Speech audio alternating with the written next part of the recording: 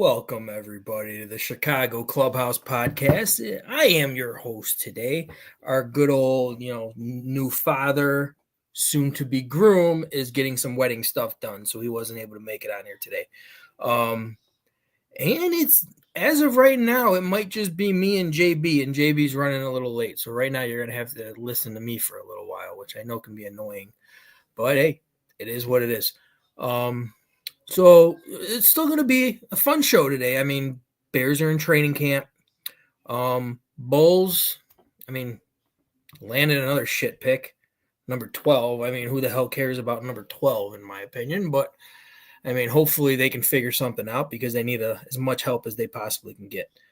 And then we're going to go Blackhawks a little bit, too. They unfortunately got hit with the number 3 pick, which kind of stunk. So they actually went back one spot. I was hoping they'd land 2, but we'll break down a little bit of Blackhawks as well. So let's, we'll just get right to it. Hit it. You are now rocking with the Chicago Clubhouse Podcast, where they think they know everything, but honestly, they don't know shit.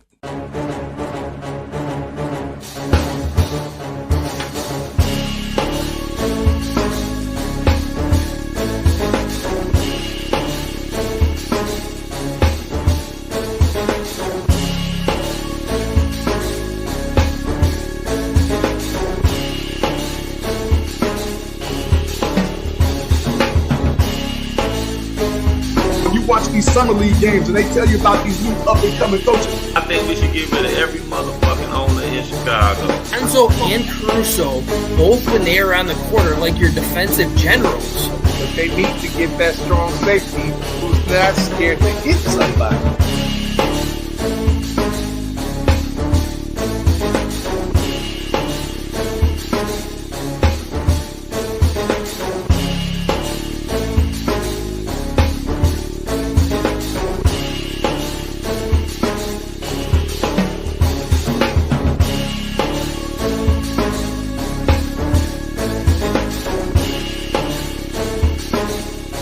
They really don't know shit.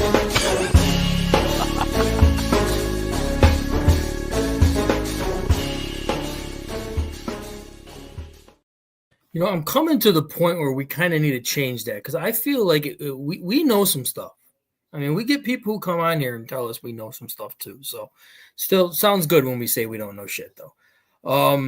So like I said, it'll be a fun one today. If I'm gonna say one thing, and I want to get this out, and I'm gonna bring in JB because I want him to tune into this as well.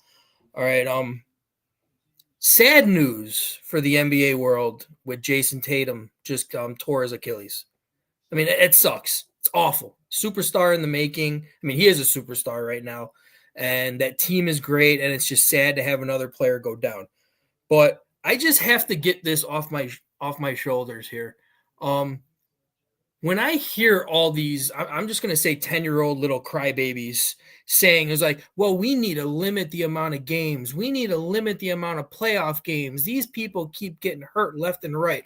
I am so sick and tired of hearing that shit. All right. And when I bring in JB, I want to hear his take on this as well, because why didn't a lot of these injuries happen in the 90s or the early 2000s? Why is it happening so much now? In my opinion, you don't work hard in practice. You don't work out nearly as much as you used to. Like, I just feel like the injuries are happening because you're not preparing your body for the abuse that it is taking. That's where I get frustrated on it. So I'm so sick and tired of hearing people limit the amount of games. Shut up. You're playing a physical sport for a reason. So I had to get that off my chest. But we're going to get right into it. I'm going to bring in my guy, the stat man. He knows every stat from the 80s, 90s, 2000s, nowadays, back then. Before he was born, I'm pretty sure he already knows some of those stats. So let's just bring him in, JB. Frank, what's happening? What's up, bud? How you doing? Doing good, man. Doing good. Just living the dream. So I had to get that off my chest. And I really want to hear your take on it as well, because I'm just so tired of people. And it's not just basketball. It's almost every sport. When people are getting hurt, they're saying they're working too hard. And we've had trainers on our show numerous times before telling us they don't work as hard as much and their bodies just can't take it. this is true. And for me, I'm just gonna call a spade a spade. It's soft. Like, Yeah. unless you are, if you go back, I believe Greg Popovich, great coach, Hall of Fame coach, one of the greatest, probably next to Phil and Red Auerbach or Pat Riley, whoever your choice is. One of the greats, hands down. Hands down. But when he came up with that load management stuff, and I believe it was for Kawhi Leonard, yeah, it was kind of like, wait a minute, you have to take a break to play basketball? Like, what? And I mean, look at Kawhi now. He can't play a full season. Like, I mean, it's how it is. And for me, I just feel it used to be a pride thing. Like, it was a rite of passage to play all 82 games. Now, hockey, I think that might be a little different because of the extra physicality. Football, I mean, we have streaks, Iron Man streaks. Brett Favre playing however X and many games. Eli Manning with his streak playing X and many games. It's like you want to have that Iron Man. Cal Ripken, one of the greatest consecutive streaks ever. Hands down. You know, and for somebody to say, oh, man, I only get, I want to get credit for playing 65 games. Like, what? Like, dude, you missed like 18 games. Like, what are you doing? Like, especially when the people like, what is the rule? You can't be nominated for an award if you miss, like, what is it, like 30 plus games? I think you have to play 60 or 65. Okay. Yeah, I don't mind that. I mean, yes, obviously bad injuries can happen, but I just feel like these injuries happen more because you're just not physically prepared. Now, I will say this because I did watch. I saw them play live. That was, for Jason Tatum, that was less of him not being in shape as opposed to, damn, that's one of them injuries that if it's going to go, it just happened, Yeah. And unfortunately, when you look at the way that it happened, you knew it instantly. You know what I'm saying? You can go back to when you saw that when you saw that no contact type thing just grab, it's just like, God, there's the Achilles again, man. Like, you didn't go for the knee, so that's why I knew it wasn't an ACL. It's just you knew that's what it was. And immediately, he just goes straight to grab it. Same thing with Brett Favre, when he took that step. I could say I honestly knew it was Derrick when Derrick Rose hurt himself. We saw it and we knew it. Yeah. Yeah, it is 100%. The way he landed, the way he dropped. And, I mean, that type thing, because, I mean, judging by what we hear, Derrick Rose was never the guy who took off practices, never the guy who didn't work hard. It's just when you're that quick, that fast, sometimes that doesn't work. But a lot of these basketball players, they're not Derrick Rose. And it's no offense. Other than maybe a Westbrook, you're not a Derrick Rose caliber player who's going to get hurt like that. Right, and for Tatum, who's had a couple injuries, early on in his career. Remember, he came into the league in 19, so he came in after his freshman year at Duke. Still, developing in his body, but at 26 to have an Achilles tear like that, he will bounce back. He's young enough to bounce back. He's not one of those super crazy athletic people like a Westbrook or a Derrick Rose or Anthony Edwards. So he should come back fine. KD came back fine. But then on the flip side, you got to give the sugar with the shit. Klay Thompson didn't look right when he tore his, and I believe he tore an ACL on one leg, then turned around and tore his Achilles on the other leg. And you look at the Some people just don't. Some people can't bounce back from it. I mean, they're right. It takes everybody heals differently. It takes long. I remember when Adrian Peterson tore his ACL and was back in like 5 months or something like that. Crazy. So it just happens, but. I still say Jason Tatum's another one who's never played 82 games. In his 7-year NBA career, he's never played 82 games. Very few people, even the longevity whore, has only played 82 games, I believe, once, which is Queen James. But I think Michael did it like 8 times or something. Like, come on, it's like. And I mean, if I'm not mistaken, he was another one who publicly came out and said that we should lower the amount of games. And it's like you wouldn't have your record if you lowered the amount of games, though. And maybe he would, because he still misses that many games anyway. So he only plays that amount anyway. He probably would have missed more. Yeah. But, yeah, I just think suck it up, get in the gym, get your body right, get out there, play these games, have some respect for the fans. You know, fans working hard and paying $200 and $300 a ticket. Yeah, just to show up and see they're great players. Some people aren't from around the neighborhood either. Right. And now you got a DNP. Like, come on. It's frustrating. It really is. And I mean, yeah, when it's all said and done, this load management stuff. And yeah, I will truly say Popovich is the main reason. And I mean, if you're going to bring up a superstar, I don't care how many people are going to attack me in the chat for it. You're going to blame LeBron James for it too. The guy has only played one full season in his entire NBA career. That can't be forgotten. No, and it's like he don't care. Dan? Hey Dan, how you doing? And it doesn't matter to him because, like, at this point in time, if you give me, let's say, the 7th or 8th guy on somebody's bench who is not well known but plays 80, 81, 82 games, that person, unfortunately, they're going to be like, oh, who cares? I don't care about that. It's the stars. Oh, yeah. They want to see the stars play. And I mean, don't get me wrong. We love seeing those dog-type players like, an Alex Caruso or like those hard-working, energy, Dennis Rodman caliber players sacrificing their bodies all over the place. But you never heard those people complaining about load management. At least I never heard about those people complaining about load management. You don't. But that's what I'm saying. Like, you look at actually, he's playing now. You know, somebody like a Jared Allen, not really a star. He's a lunch pail guy. You know, somebody like Buddy Hield. A lot of people probably don't even know this. You know, Buddy Hield played every single game. Old man Chris Paul played every game this season. And never once did he complain about load management either. He's like 137 years old. You know? Yeah. And he still played, but I mean, busted his ass as much as he could when he was up there close to those 40s. I mean, Vince Carter, another one. I mean, you never heard him like talking about load man. Yes, he's slowed down, obviously, because you ain't going to be able to do what he was doing in his prime at the age of 40. That's just not happening, not possible. But unless you want the juice. Yeah, I mean, since we're talking basketball, I mean, let's break in a little bit, Bulls. I mean, number 12 pick.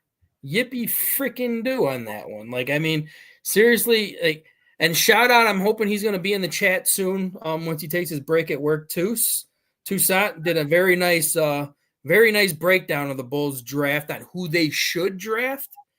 The problem is I agreed with everyone that he said, and I tell everyone, check out his podcast too, man. He's really knows his shit. Kudos to him on that one. But all those type players are just not Billy Donovan type centers. He wants a big. I want a big. We all want a big. And I mean, if you're going to give me a 6'10" type big, hey, give me him as a 4 then. I don't care because I still want a big 4. But I don't want a 1, 2, or 3. Just don't. Give me a 3 or a 4. But it's going to be best available at 12 in my opinion. But you know what? Frank, this is where eventually the rubber going to have to hit the road with this regime. And they got to get out of here. But did this rebuild that they're supposedly talking about now just save their jobs for a little bit longer? But that's what I'm worried about. Saving the job to do what, though? The rebuild, because they think that they're going to be able to trust these people in a rebuild. Because Jerry Reinsdorf doesn't know what the hell he's talking about, so it's not like he's going to fire him. It sucks. I don't know where we're going to be at right now. It's awful. I say that, yes, but if you feel, okay, you're the owner, right? We're looking at this with the Bears, right? When you're the owner of the team, that's not doing too well, you start looking at people to blame. Coaches, players, management. Yep. You can't blame the coaches because you extended Billy Donovan, so you can't just sit up there and be like, oh well. They never said, though, what he was extended for, like amount type wise, did they? That never got released. To me, I think it was like a 3-year extension or something like that.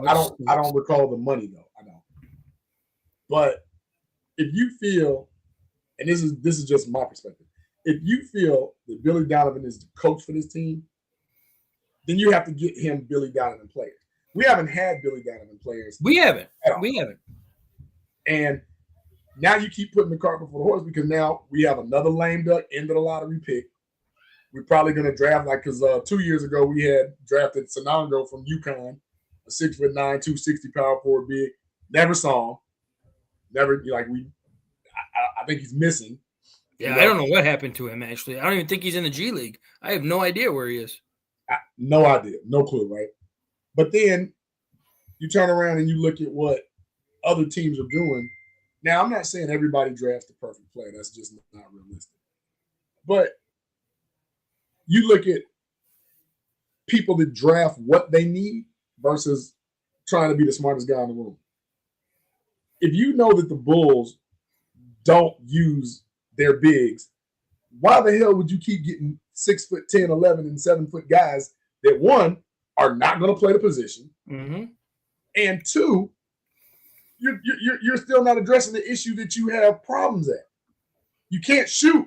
The team can't shoot. That's where I was going. If you're going to play that style system where you don't want to be big, you need shooters. And we're not good at shooting. I mean, I felt like our second half of the season, we improved in shooting, but we're still not good enough to actually be able to play small ball. We're just not. We got better, but you almost did a total overhaul because you got rid of DeRozan, you got rid of Levine. You might as well say Lonzo Ball is gone because what is he going to play, 20 games? I mean, they just re-signed him, though. Shit. You re-signed him to a 2-year deal. Go figure. I mean, kudos that we had. I got our guy from OKC. Totally forgot, brain fart on his name right now.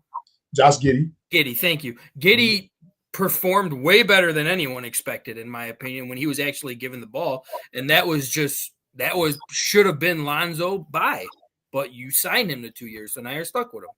And well, I mean, you paid him, I think, $12 million a year for 2 years. But even when you bring that into frame, I mean, when you look at the Bulls roster, Josh Giddey aside because he plays point guard / small forward, whatever, sometimes depending on the roster. But you have 3 point guards with Giddey. Kobe White technically is listed as a point guard, even though he plays off. And Lonzo Ball. Mm-hmm. Now, you got a couple of bigs. You got Vooch. You got Zach Collins, right?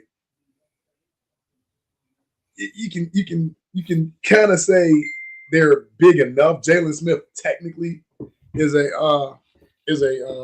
considered a big. I don't think he's. I think him more to be that 4'5", dual type guy. But he shoot too. He's probably our most consistent shooter. I mean, but he's 6'9" at the power forward / backup center position, but he doesn't really play. No, that's true. It's like, so when you have the big mama, and you don't play them, then it's like, what is the point of stacking the bigs if you're never going to use them? For me, I get rid of all of management. I get rid of Billy Donovan. I know we've spoken to chat, and I want to get out here to America. For me, if I'm trying to make a splash, I'm putting a package together for Giannis. I just ain't. I mean, you can't trust this team in draft process, so at this point, why not? You can't trust them. So it's like, at that point, what's the point of them drafting somebody? I know people have their favorites. I know Fowl likes the kid from Michigan. Hell, he likes everybody from Michigan, whether they're good or bad.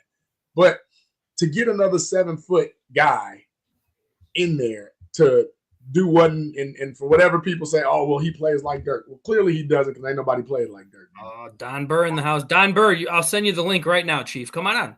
Come talk to us, man. No, nothing. Just come talk. We'd love to see your face. If you want to blur out your face, you can do that too. It's up to you. Like witness protection. Yeah, exactly. I mean, or Detroit Lions fans over the past 40 years, blurring out your face. Ooh, brown paper bag. But for me, knowing that Doc Rivers is probably going to get fired eventually, and Milwaukee they got to blow it up. I would literally put a package together. I would offer, this is just me, I would offer Josh Giddey. Damn sure going to offer Patrick Williams with his $90 million crap. Nobody's going to take Patrick Williams. You might as well have to trade a draft pick to get rid of him. Well, they got to take him. I'll give you a second rounder for Patrick Williams. Well, they got to take him because of the money. He gonna help eat up some of that. Some of that cap. I know they're not gonna take Lonzo Ball. I know that. But for some reason, if they could and they might even want Vooch. Much as I would like to keep him, they might want him. Mm-hmm. But if you telling me that I can start over, and I'm giving you Giddy, I'm giving you Patrick Williams, I'm giving you Vooch, and we can start over. I keep Kobe. I'm giving the number 1 pick. I keep Kobe White. I get Giannis. I keep Kevin Huerter, who's a pretty good shooter. I get some other free agents. This cool. Oh, I forgot about Ayo Dosunmu. We got 5 point guards on the team. See what I'm saying? Ayo, if I'm not mistaken, Ayo got signed too. And we got another one in the background who just chimed in to take a break from all his wedding stuff. So he wanted to jump in as well for a little bit. So let's bring in the foulest mouth. Foul mouth C, what up? Fellas, how y'all doing? What up? I wasn't expecting you. That's why I didn't send you the link. Yeah, I know. I took a little break. Shit, I had to clear my head a little bit. This wedding shit is fucking. Yeah, I hear you. I hear you. So what's your take? Number 12. Like, who the hell gives a shit on that one, right? Like, like I tell people all the time, the Bulls are pretty much screwed. Yeah. Front office is terrible. Ownership is terrible. I hear what JB is talking about as far as Giannis. That is a fucking pipe dream. I think we probably would have had a better chance of the draft lottery getting the number 1 pick than getting Giannis. He's not going to want to come to Chicago. After what we're seeing right now, I actually agree with that. Like, he's going to want to go somewhere where he can consistently win. I mean, shit, he might as well stay in Milwaukee if that's the case. I see the package that you're talking about, but Milwaukee's not going to go for that package. Anything, they're going to want Buzelis. I know as much as we'll want to keep him, they're going to want him. They're going to want whatever it is that we got that's even remotely close to being valuable. They're not going to. The only way you probably getting rid of Pat Williams, because I think he makes like maybe $18 million a year, is if you include his ass with a draft pick. That's what I was saying. I was like, you would have to trade. That's what I was saying. You have no. I'm talking about like you're gonna have to trade his ass and then add a draft pick too. Yeah, add a second round. You're offering that anyway, and that's why I said it can now. Some people want to say, like you yourself, it's a pipe dream, but we've seen trades like this happen. Yeah, we've in seen LA. We just yeah, it is LA. Yeah. Well, that is true. And look how that worked out. And I don't even want to talk about no Tampa. But how did they get the number 1 pick? That's another story. Hey, we all know the fix was in. Yeah. They traded Luka for Cooper Flag. Make that make sense. Yeah, we know the fix was in, man. Come on. We know it was like planned from the get-go to make sure Luka's in LA, and then you allow Dallas. You get rid of Luka, we'll make sure you get that number 1 pick. Yeah, we definitely know the fix is in, man. It is what it is. The Bulls they will have to be one of these teams that their scouting department or just the team in general have to be lucky to get someone late on in the rounds like a Halliburton, somebody that nobody was expecting to become a star and ended up becoming a star. That's the type of luck that the Bulls will have to have. Like someone late on in the draft, like what was Halliburton in the 20s or late? He was like 22, I think, 22 or 23, something like that. And he was low 20s. Oh no, he was low. Yeah, he was low 20s. I'm pretty sure. Yeah, and I mean that's the thing though. Like because Sacramento drafted him. He wasn't that low. Yeah, he was. Remember they drafted him and they had him and De'Aaron Fox, and they were looking like. Why? He was, and that's the crazy part. He was not a high draft pick. He wasn't a top 10. Hell, I don't even think he was a top 15. I want to say we should have had him. We drafted Patrick Williams. But did we draft Pat Williams?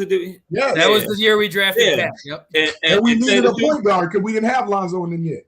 Yeah, and tell you the truth, the crazy part about it was Pat Williams wasn't supposed to go number 4. Nobody expected that. See what I'm saying about this regime? You just continually they have what's called he was actually drafted syndrome. 12. Halliburton was drafted 12. There was a very good player drafted in the 20s. Maybe it's not the name. Yeah, I think it was somebody. Halliburton because there was somebody at his level at least drafted in the 20s. Somebody was drafted in the 20s. That one. Yeah, I'm trying to think. I can't remember that draft. What year was that draft? That like 4 years ago, right? 2020. 2020. Yeah, it might have been 2020 draft. I think somebody else that was a real good player, a decent player, was drafted in those 20s. But man, we screwed. Like, I don't trust the management. I don't trust. Well, that's where I was going. Mark You need Eversley you to need do to have anything right. They were like prime example. These motherfuckers drafted Dalen Terry. Oh, he was a top 15 fucking pick. Dalen Terry. And he played about as much as nobody. He had a few little runs this year, but I mean he played as most of these. Patrick Williams had a few runs too. So I know what I don't want. I don't want nobody that can sit up there and play the position from 3 to 1. Do you know we have? You know that we have about 11 guys on the fucking team right now. 11, and I'm just saying 11 because it may be more than that. That literally play that position from 3 to 1. That's Billy Donovan style on the team. Yeah, that's Billy Donovan style play though. Like, so you look at it.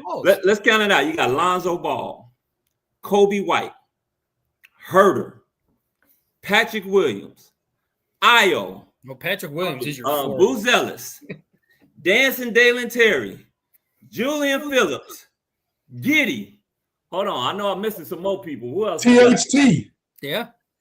Tucker, yeah. Hey, when he was actually given the ball, he was doing right there, and I'm pretty sure I'm missing somebody else in this motherfucker. There's another older veteran. What's his name? Trey Jones. Jones. Jones. He was kind of that. He's a point guard too. That's 6 point guards. Like that. I just literally named 11 players. Hey, mama, I literally just named 11 players. 11. Oh. And how many of those players they can play the position from 3 to 1? Billy Donovan, let's give it up. You are fucking trash. Can I bring something to your attention? Because you had me thinking, Val, with the 20 pick and everything. Is there anybody in this world that likes Patrick Williams? One, that's the question, besides his family, of which they may not even like him at this point. I don't know. Arturas Karnisovas. And we know he's an idiot. He drafted him. Yeah. But the big Russian. But here's my thing. Passed on Halliburton. You wanted Patrick Williams to come in and play power forward, but you didn't draft Obi Toppin, who's in that draft, and you see what he's doing. And we didn't draft Tyrese Maxey. These are people that came after Patrick Williams. I don't believe in their ability to scout. The worst thing about this, though. Yeah, that's what it was. That's what it was. It was Maxey. Maxey was taken 21st overall. Okay, so that out of Kentucky, mind you, out of Kentucky. Like, you knew he could play. Yeah, and Patrick Williams, like, this is what I don't get. Like, what were you looking at when you drafted him? He's producing the same shit that he did in college than he is in the NBA. And he was a six man. Those quadruple singles, man. You can really knock out one out of the park with those quadruple singles. Because this guy he's in my opinion, when it was his first few years in the NBA, he was, in my opinion, a good defender. But I see the defensive going down now. I mean, it's probably because he's out of position and they're figuring out how to bully him because he's still playing freaking four. He's too slow. He's too slow to play the small forward. He's too slow foot. He's too slow to play the power forward. All you got is, tell you the truth, you got this same old shit that the Bulls do. You got a Marcus Fizer type player that's too small to play the fucking power forward position and too slow to play the small forward position. The Bulls are notoriously known for hiring idiots to be their fucking GMs and their scouts. And this is what Jerry Reisendorf does. He doesn't pay money. He doesn't know shit about sports. I don't give a fuck if you were born in Brooklyn and you grew up watching the fucking Yankees. You don't know shit about sports. Not a thing. I wish they could take away the fucking franchises from you because the city of Chicago deserves a lot fucking better. And tell you the truth, let's be honest. If it wasn't for the great Michael Jordan, who was there before Jerry Reisendorf, I think even owned the team, and Ron Thorne picking him up, and wasn't for the fucking Chicago White Sox pitching staff doing something that no other pitching staff has ever done in baseball fucking history, Jerry Reisendorf will probably be the worst fucking owner in fucking sports history. Yeah. So we do got a question in the chat too, and this is what I wanted to kind of go to next. Let me scroll back up here. All right, from Dan. All right, what do you guys think? What are we doing at 12? If you had to just, go into your crystal ball, see who's available, see who you want, who do you got? Who wants to go first? This is a pretty decent draft, but one thing about the NBA is not like how it used to be back in the day, where you can actually get guys that were actually somewhat decent in the first round, like at the end of the first round. You're getting a bunch of project kids that are like they're like one and dones, and they never fully develop because one, they're not developed anyway. So who can you get? All right. Hey, we do got, before we answer that question, we got a nice little guest who just arrived in the background. Hey, I got to get him on here right away after seeing that picture in the background right now. So he's a part of the network. He is overseas right now serving our great country. We got Crazy Ace in the building. Hey, Ace. Ace. Oh, look at this, man. Badass right here. How you doing, sir? Yo, what's up, y'all? How's it going? All right, bro. How you doing, man? What's up? How's everybody doing? Good, man. I'm good. We're in the field training and shit. And then I seen y'all around. Like, you know what? I got a little bit of time. Let me see what's up with these jokers. Good to see you, brother. Hey, it's good to see you, fam. How you doing? Well, I'm doing good, man. Chilling, just doing what I do best. I see. You geared out.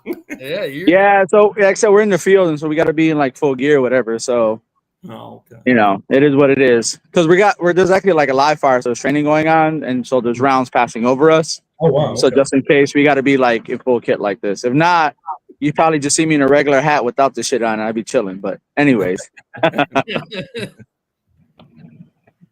That's what's up, man. So what do you think about these Bulls, man? Man, so look, I'll be honest with you. I think they've been fun to watch or whatever, but it's down the stretch, but it's the same thing. Like it's been the same product literally for like the last, like, I don't even know, 3-4 years. You go, you get glimpses, and then I don't even like, it's not even no fun just to play for the play-in tournament. Like, why are we playing for the play-in tournament? We should be playing for the playoffs. We should be playing like an actual bid for the freaking, like it's just frustrating. And it seems like, I don't know, all I know is Billy got to go. I'm surprised he didn't go with those string of firing coaches in the offseason, following the Blackhawks, following the Cubs, following the, you know what I mean? Like, he was like the one out of all of them that I expected to go first, like out of every single Chicago sports coach. Yeah, I was surprised or whatnot. So, but yeah, he's got I don't know, the Bulls got to figure it out, and they keep, same rhetoric and all this other bullshit. I feel like now at this point, the Bulls are probably worse than the Bears when it comes to like the same rhetoric over and over and over and over again. Yeah. I mean, the Bulls like give you hope, and then you keep your coaching because you see hope, and it's the same shit reeled in again next year. If they can work on actually like developing their talent, it'd be a whole different ball game. Like they had all these young players sitting on the bench just for fucking Zach, just for fucking Lonzo, and then Lonzo was hurt, and then freaking who else was on? Then you give this big ass contract to P. Will, and for what? For nothing. Don't forget they extended Alonzo, gave him an extra 2 years. Yeah, they gave him an extra 2 years. Yeah, and to sit on the bench. And especially Giddey's playing well, and then you extend Lonzo. I was like, oh, okay, I don't get it. I want to know, why couldn't I be Jerry Reisendorf's friend? Damn, just give me a fucking position. Get me paid, man, just to do absolutely shit. But see, I got too much love for the team to just continue to, just the outrage is beyond just comprehension. Because you can look and just name certain names, and then you look at the draft board and you're like, you had to have known that these three guys behind him was going to be better. Like the last good person we drafted of who struggled early on, could we say was Kobe White? That was 5 years ago. Yeah. And he struggled his first 2 on the years. team, yeah. And then if he didn't come on last year, they were gonna get rid of his They was ass. gonna They trade were. him. He was brought up in a lot of trade offers. Yeah, Milwaukee, they were trying to trade him too. Yeah. It's the craziest thing going on. But Dude, and to if you're gonna trade your talent, like, yo, don't sit here and trade your talent to the motherfuckers who are right up the street. You know what I mean? Like, especially for jokers who are trying to play a run.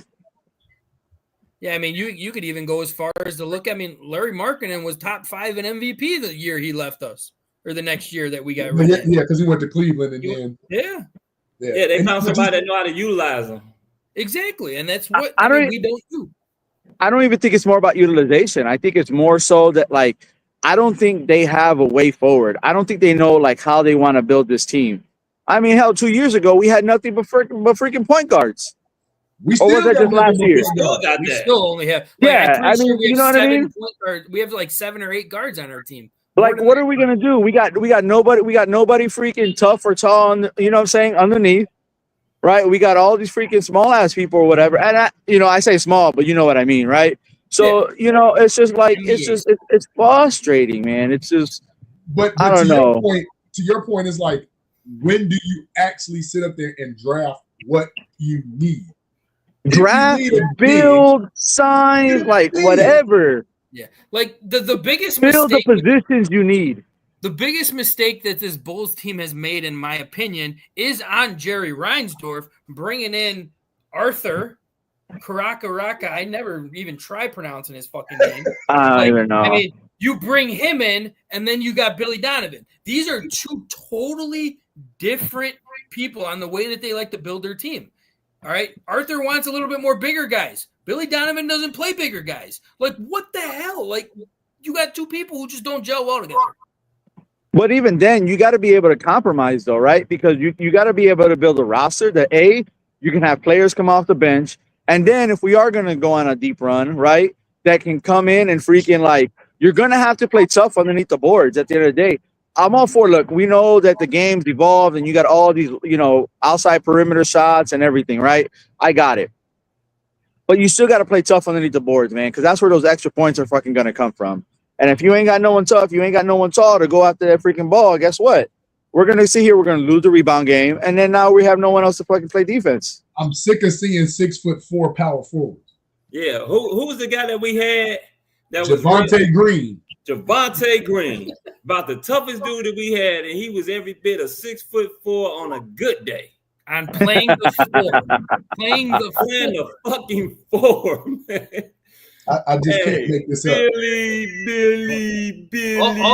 All I can say is, like, if I go into this draft and I see them drafting another guard, the first thing I'm going to think of is our favorite one. Next time you hear grown folks talking, shut the fuck up here. That would be me in the war room when they're literally announcing, I think we're going to take a point guard or a shooting guard. But like you stated, who do you want that's going to be available? Because, like, obviously for me, if it was like, okay, just pick one, I'm not talking about like flag or nothing, but if I can move up, I would take an Ace Bailey. He's like a Kevin Garnett type player from Rutgers. I would take Ace Bailey. But we know Ace Bailey's not going to be available. So then do you get the 7'2" kid from Duke who played lights out in the tournament? And I mean, is he going to be available? Yeah. Do you go after Derek Queen from Maryland? At the end of the day, he may be available, but you still got Billy. Well, how are you going to draft him? Right. The way that guy plays, though, he's what, 7'2", right? The kid from Duke is 7'2". Bigger than hell, man, and he's a monster rim protector. Like, I mean, great defender. He's kind of like, I'm saying not comparing, but the way Billy Donovan used Steven Adams, I could see Billy Donovan possibly using this guy the same way. Billy Donovan is a washed ass. I'm not giving Billy Donovan. He's still getting by off of what he did fucking damn near 20 years ago at fucking Florida, winning back-to-back championships. Yep. Billy Donovan is a fucking loser coach. He does not have a fucking winning record here in fucking Chicago. You got coaches that are getting fired. From this guy's getting coaches extended. Of the year, going to the finals and having goddamn a winning record and getting axed. And this son of a bitch ain't even came close to sniffing the fucking playoffs, and he still got his fucking job. Hey, as soon as whatchamacallit, who was it? Was it Milwaukee that fired their coach last season? Budenholzer. Yeah. Or Boston? Yeah. Shit, both. You Both, either one. Hey, I would have fired Billy and hired either one of them right quick in a heartbeat, and then see what happened. I was saying they just fired recently, right before the playoffs, the Denver's coach, Mike Malone. Denver, who Yep. our president and GM or whatever the hell that he is, kind of was the one who hired him, wasn't he? Mike Malone was already there. After him? Okay, Mike Malone was already there when he came. People don't realize Mike Malone been in Denver for 10 years before. At least he had a connection with him, though. Like, why not bring him in here? I mean, but you keep Billy. Yeah, but the Billy experiment, like that's over, man. I don't know if it's just they don't want to pay another coach, they don't want to do everything, but Billy's got to go, man. Billy has not done anything. He's not worth the time, the effort, the space. And I mean, technically, if you look at it last year, like if you compare it, let's say, to the Bears locker room, dude, the Bulls locker room has just been in loss and in turmoil for the last 2 years. And how do you keep a coach that can do that?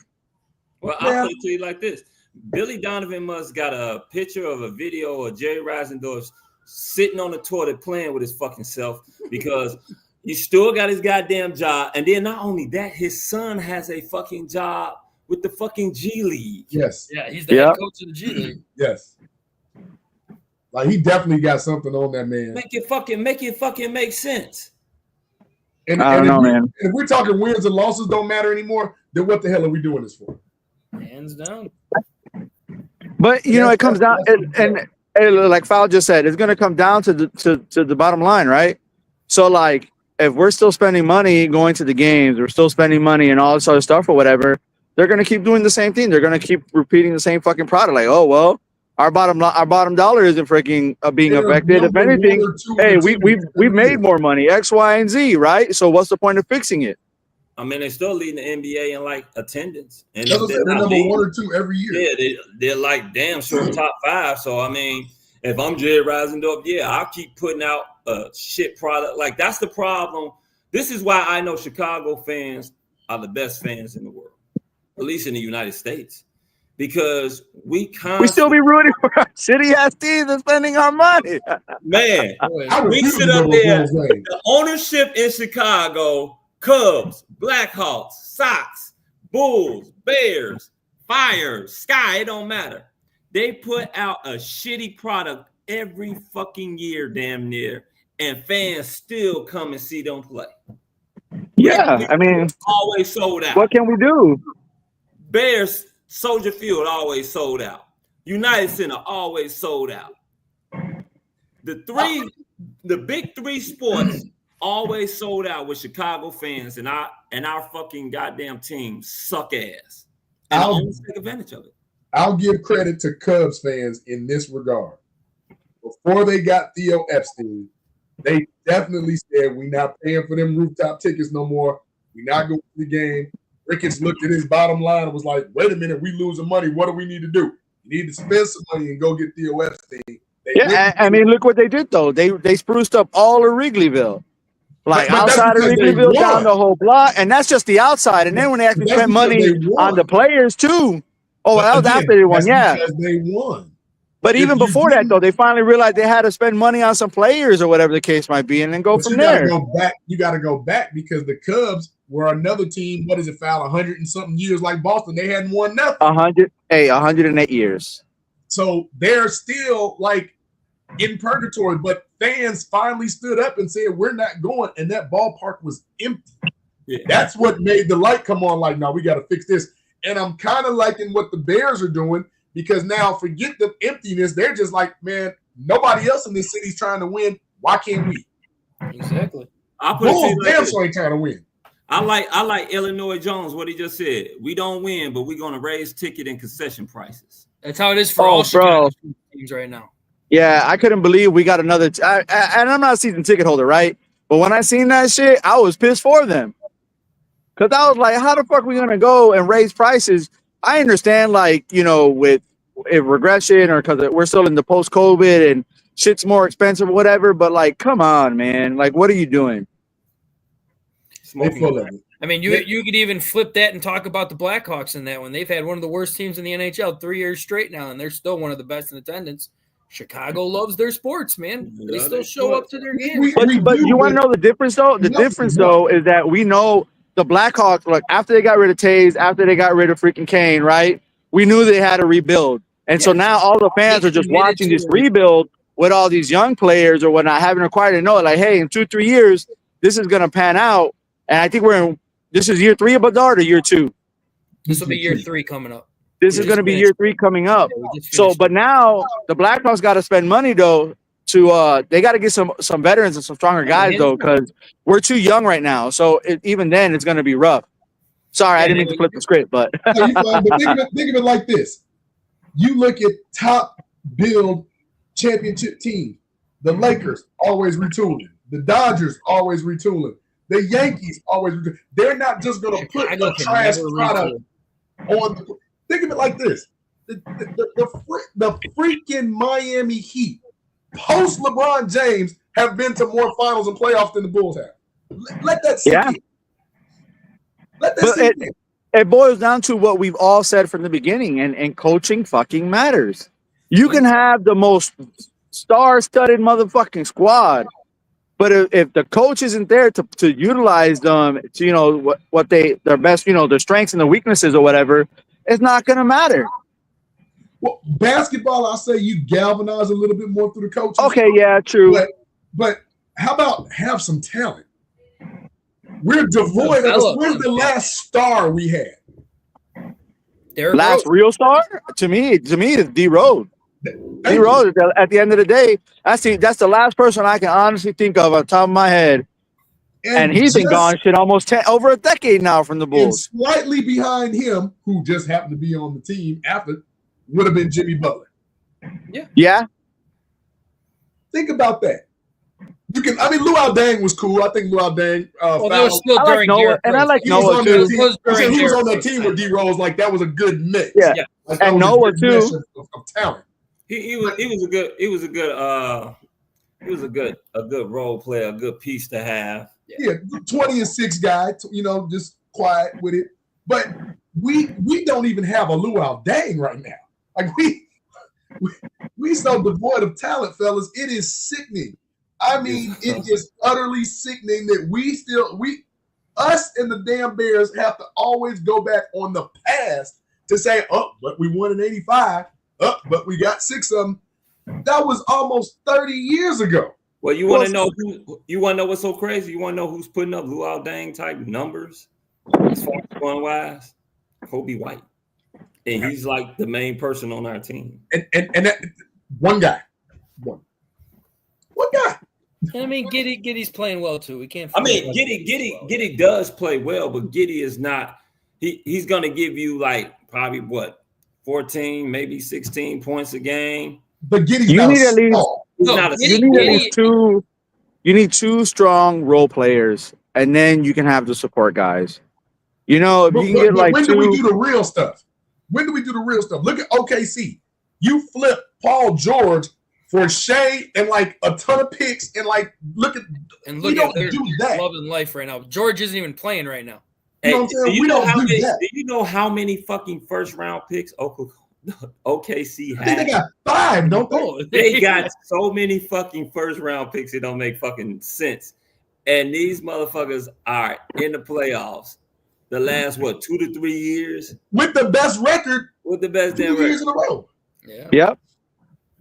Now, you want to talk about a team that I would sit up there and throw them hell of a draft picks to get Giannis? It would be them. If I was them. Giannis. The thing about them is though, that's when the money comes in because they are a small, like it's nothing else in Oklahoma but them. Yeah, but the thing about it is they can afford it. No, I'm saying with Giannis wanting to go to a big market, OKC is smaller. He chooses. He wants to go to a big market, but he chooses to go somewhere where he's going to fucking win first. Well, he wants both. He wants a big market winner. That's what he wants right now. He wants both. So what I heard the interest from him now is all speculatory until we hear him talk. But yes, we were in it. So was Miami. So was the Clippers. So was the Lakers. So was Dallas. I don't know how the hell that happened, but If he ends up in Dallas, man, I'm calling the fix. I'm calling the bookie. I'm calling somebody. But he's gonna go to a team of his choosing because that's kind of like what they do. I told y'all about James Harden. Every time he cry and pout, he go to the team he want to go to, and he can't even score in the damn fourth quarter of game 5, 6, or 7. Like he kills you every playoff. Kevin Durant's probably about to be a Houston Rocket next season because he don't want to be there. Like that's just what they do to these stars nowadays. Well, let me ask you guys this: what do you guys think about Michael Jordan being a special contributor? Love it. I absolutely love it.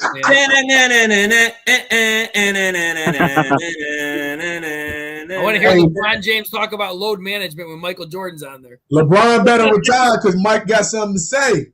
Hey, I can't wait. I want to see what he said. If anything, I think it's about time. I think it's overdue.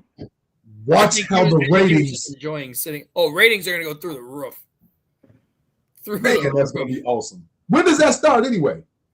Is it the finals? Yeah, I don't think they actually gave a date for it yet. Oh, it's going to be a season thing, not a playoff thing. No, yeah, playoff thing. It's next year. He's going to be a special contributor. He won't be on there every time they got. When they pay him $1 million per episode to come on, that's when he's going to come on. Yeah, that's the great thing about it, man. I mean, I'm happy that the NBA is back on NBC. I might actually watch the fucking NBA now since it's back on NBC. But I don't know. It's too many. It's still garbage to me. I'm not a fan. It's playoffs, so you know I'm watching. I got it on in the background. Yeah, but I'm not a fan. Too much 3-point shoot, no defense, and crying and flopping and. Well, yo, those flops this year from the playoffs were fucking hilarious, though. Like, I'm not gonna lie, I just watched. Them Indiana Pacers, they are playing great defense.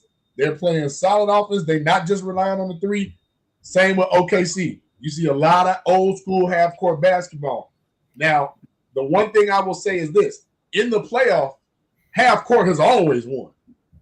That's been since the beginning of basketball. You're not going to win just running up and down. You're going to have to hit some buckets. You're going to have to play some defense. Boston Celtics shot, 25 of 100 or something like that? They just, when you miss the threes, you lose. Yeah. That's it. They don't stop. If they miss them, they just keep going and going.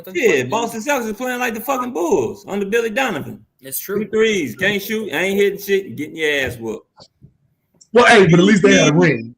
That is true. They did win it last year. When that Rosie Perez off of White Man Can't Jump, Billy. It's my money, Billy. You son of a bitch. Yo, food, man. I miss y'all, man. I miss hanging out and talking with y'all, man. For real. Man, anytime you get a chance, brother. Yeah, anytime you get a chance, shit, we here. Yeah, oh, trust me, I know. It's just like, so I get time right now normally, but when I'm back in doing normal, let's say Army stuff, not in the field or whatever, man, all these soldiers, all my responsibilities pretty much take up my time or whatever. So it'd be rough out here for a pimp, bruh. Yeah, so what do you think about the Bulls and the Bears and their draft? I like the draft. I think they did well. I was surprised. I think a surprise just like everyone else. I think it was the order in which they drafted. I like the players they drafted. I think it was just the order in which they did it that I was just surprised. Like when you go with a tight end and then a wide receiver, and then, I don't know, maybe it contributed like the players that they were trying to go for got sniped off the board before before they got to the Bears. So they're like, hey, this is the best player available, whatever. I do like I like the Loveland pick. I like the Burden pick. I still think I wish we would have got Trenches early. I really wanted like a blue chip freaking lineman, Yeah, but that's where you were going crazy about saying, there wasn't any really blue chip lineman left. Because I think Banks was the last blue chip lineman that I really wanted, and he went at 9 right before. Yeah, I think I think that one offensive tackle from Minnesota was still on the board too. By the time we went after what was it, the third pick we had in the third round or something like that. On the board. He was on the board. He didn't grade out like we thought. Yeah, but at the end of the day, though, like I said, I honestly do like the picks. The orders what kind of surprised me. I will say though, it was funny because I was talking about this to somebody else on a different show or whatever. Was more people were happy that we ended up getting Major Burns as unrestricted free agent, undrafted free agent, right? As a safety, than when they drafted Hippolyte, which was wild to me. Yeah, I was. I don't remember last time I seen people excited about an undrafted free agent versus someone who was drafted. Yeah. It was fucking crazy. I like the pick. I'm glad we're trying to like identify like, hey, there's a need here. Let's see if any of these guys can help, fill depth at the safety position, because I think there's still a bunch of concern with Brisker, right? I don't think nobody knows really where he's at in his. I hope he's healthy because health. when he plays, he's like a Mike Brown. Dude, you can tell he's missed when he's not on the field. You can tell. Well, hands down. You can. I mean, I love this dude. He's a fucking bruiser. I feel like he needs. I don't want to say change his game. I just feel he needs to like. I'm all for throwing his body. I think we all love physicality. We love bruisers, right? But like, at what cost? At the same time, you know what I mean? Because I don't want to see this dude career ruined because he's freaking like he feels like he has to do everything because he is who he is. Yeah. You know what I mean? Like this is the thing. In my opinion, when you're talking about Brisker, though, I think there was more going on. In my opinion, I think there was more behind the scenes, and I'm not talking about head injury. I'm talking about I think we all know what you're talking about. He removed from the game. But Frank, isn't he up for contract this year? Yes, this is the last year. I mean, extension because this will be year 4. Yep.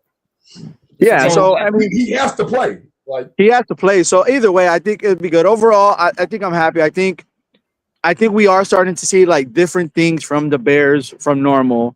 I know. I think that sounds a little bit repetitive because we've kind of said that shit during the offseason or whatever, right? Like this is typical, but this year really feels different. Just the way I don't remember such an offensive heavy draft. I don't remember the last time we've even done something like that off the top of my head. Kevin White. You got Ben Johnson, and then you bring in like a fresh OC who can learn under Ben Johnson, who can freaking like. Then you bring in like a strong defensive coach, which makes you feel like, hey, okay, cool. Like, hey, we're gonna probably play more man, and this is what the front four is gonna have to do. So like, I think they're forcing these players to have to go and play the way they need to play in order to win games. But I think this is the third time in recent history that when they've had like top picks, they went. Remember, you had the draft where they went. What's the kid's name? Well, just 2 years ago, you went Caleb and Rome. So offense. This year, you went Colston, Loveland, and Luther Burton. So you went offense. And I want to say, Chris, that was you guys, David Terrell and Anthony Thomas, right? Yeah. That was like they're both from Michigan. Yeah. Offense, right? Yeah. Yep. And I mean, those were pretty solid players. So like we've seen them do it again. It just didn't work for whatever reason, Coaching. Well, coaching, of course, we know, but Bears coaching is a little different for me because you get a coach like Dick Duran, get some success, then you take all his pieces away and wonder why he lose. You don't sign anybody. Then you get Lovey, give him everything you want. He can't get the offense right, and then you let him keep picking his friends. Yeah. So no, I mean, at the end of the day, I really hope that we get to see a different Bears. I think once we see the remaining schedule come out, we kind of see, I think we kind of predict how things. I don't want to say predict, but we kind of see, okay, hey, strength of schedule is going to be easy like it was last year, and we still kind of struggled a little bit. I mean, we went on the 5-1 run, but still, right? Or is it going to be a little bit harder off the gate? And I think like I said, it's going to have to make them play harder ball. So I like this is a harder schedule, right? The schedule actually the schedule really one of the hardest schedules. The dates come out tomorrow. Yeah. I was disappointed that Philly came out and we play Black Friday versus on. I really wanted to open the season against Philly. I just said, fuck it. Let's just go right off the rip against Philly and let's just see how we do. Just rip the Band-Aid off. I'd rather play. Yeah, just rip it off and just fucking go. Hey, wait. How's that all of a sudden the Bears don't play on Thanksgiving? We play on the day after Thanksgiving. I know. Right. Hey, I'm happy though, because that means I get to watch the game though. So you know, I mean, I could be on a Saturday at 3:00 in the morning watching the game, so I'm happy. Like I ain't got to go to work the next day. Them Sunday games in the beginning of the season where I was staying up till like 3:00 in the morning, I stay awake all night from 2 to 5 watching the game, and I'd be at work like, oh, don't worry, shut the fuck up. I know the Bears lost. Leave me alone. I stopped. Hey, after like week 7, I stopped watching. I'm like, yup, I can't do this no more. I'll just watch the highlights in the morning, man. Yeah, it is like that. And there weren't a lot of highlights. It was lowlights. Yeah, pretty much. Yeah. I mean, I'm interested for the schedule to come out tomorrow to see exactly who they play, when they play them. A lot of that are determined, you know, as far as people's predictions when it comes down to the win and loss. You know, you may have games like our road schedule is crazy, you know. Yeah. And with any team, with any schedule, there's going to be some games that they're going to have to win that they're not picked to win. You know. Yeah. I just hope it's balanced. I don't want it top, you know, real heavy in the beginning or real light. I want it balanced so that you can, you know, if you beating up the little sisters of the poor and then all of a sudden you play the Chiefs and get hit in the mouth, that's not a true depiction of what we were. That's you know, what the like Bears did last year. That's what we did. Like we whooped on Jacksonville. Like, hey, we're back, and it's like, no, we're not. Yeah, we gonna find out tomorrow. It's gonna be interesting. Hell, I want to see when that Vegas game is anyway. Goddamn it, because I'm going. I want to go into the chat really quick too. And Illinois Jones. I mean, I want your guys' opinion on this one. In my opinion, I'm sorry, safety a priority? Sure. I mean, we're gonna say it was a priority, but that was definitely not main priority for me. I wanted trenches still. I wanted a pass rusher and I wanted a left tackle, and we really don't know if we got that because and don't forget Illinois Jones. We just extended Kyler Gordon to big money, and I'm telling you this right now. He is going to be playing safety too. He is going to be playing safety. He is going to be playing outside corner. He is going to be playing nickel. He is going to be all over that secondary for the Chicago Bears this year. Yeah. 4th round pick though, because you got versatility. Because when we picked up Zay Frazier, to me that flipped the table. Yes, and you allow people to go to different places. But remember, in the 4th round, I think that was Shamar Turner, right? Yeah, I like the turn, bro. That dude's a dog. Like I like it. Turner was Turner was 2nd round. Turner was 2nd. Who did we pick in the 4th? We got. I thought Turner was either the 2nd, 3rd pick. No. It was freaking Loveland. We had Loveland and Burton. It was Loveland, Burton, Ozzie, yeah. And then it was Turner. Yeah. Oh shit! Yeah, he is Ozzie Turner. My bad. Yeah, he's in the 2nd round. I'm only remembering his. Yeah, okay. Yeah, the guy that went in the 4th round was the linebacker. That was Hippolyte. I didn't say 4th round. I meant to say the 4th. You said 4th pick. The 4th pick. Yeah. Not the 4th I was talking about the 4th pick, not the 4th round. My bad. Same thing. Yeah, but going into the 4th, yeah, like either way though, I think safety would have been like, I think it was a want towards the end of the draft, depending how everything played out. I don't think it was a need. And only reason why too, I think like the Bears secondary is probably we have the most. If you look at who we have depth there, right? You got JJ, then you got Tyreek, then you got Terrell, and then you got who else? Then we Frazier. Who's the other one? You got Owens, you got Stevenson, you got Terrell Smith, you got JJ, you got there was someone else. You got Blackwell. Blackwell. There you go. Yeah, I mean, so I think I think the Bears secondary, there's enough depth there. Like, I'm not concerned. Like, yeah, at safety or the strong safety position, you could say, right, a typical strong safety. Yeah, I can see where Illinois was saying like, hey, yeah, I want to see that addressed or whatnot. But I think there's enough depth there, and I think maybe if nothing else, depending on what happens, there's still the rest of the offseason, they still might make, you know what I'm saying, a deal or two to go ahead and sign someone else or whatever as well. So, I think they're drafting a safety in the next at least 3 picks next year. In my opinion, that's going to be a very big priority next year. I think. Can I ask y'all a question though? I'm hearing all this stuff, and obviously it's too early to tell. But with Ozzie possibly getting some of that left tackle, like, did they just inadvertently create a left tackle controversy? A little bit. Like, did they do that on purpose? I mean, yeah. I think they didn't do 100%. controversy. I think they wanted competition. They want competition. Yeah. Well, Well, competition is good. The reason I said controversy is because now remember Ryan Pohl's first ever lineman pick now is coming up for some money. Yeah, do you pay him? Then what do you do with Karan Amagaji?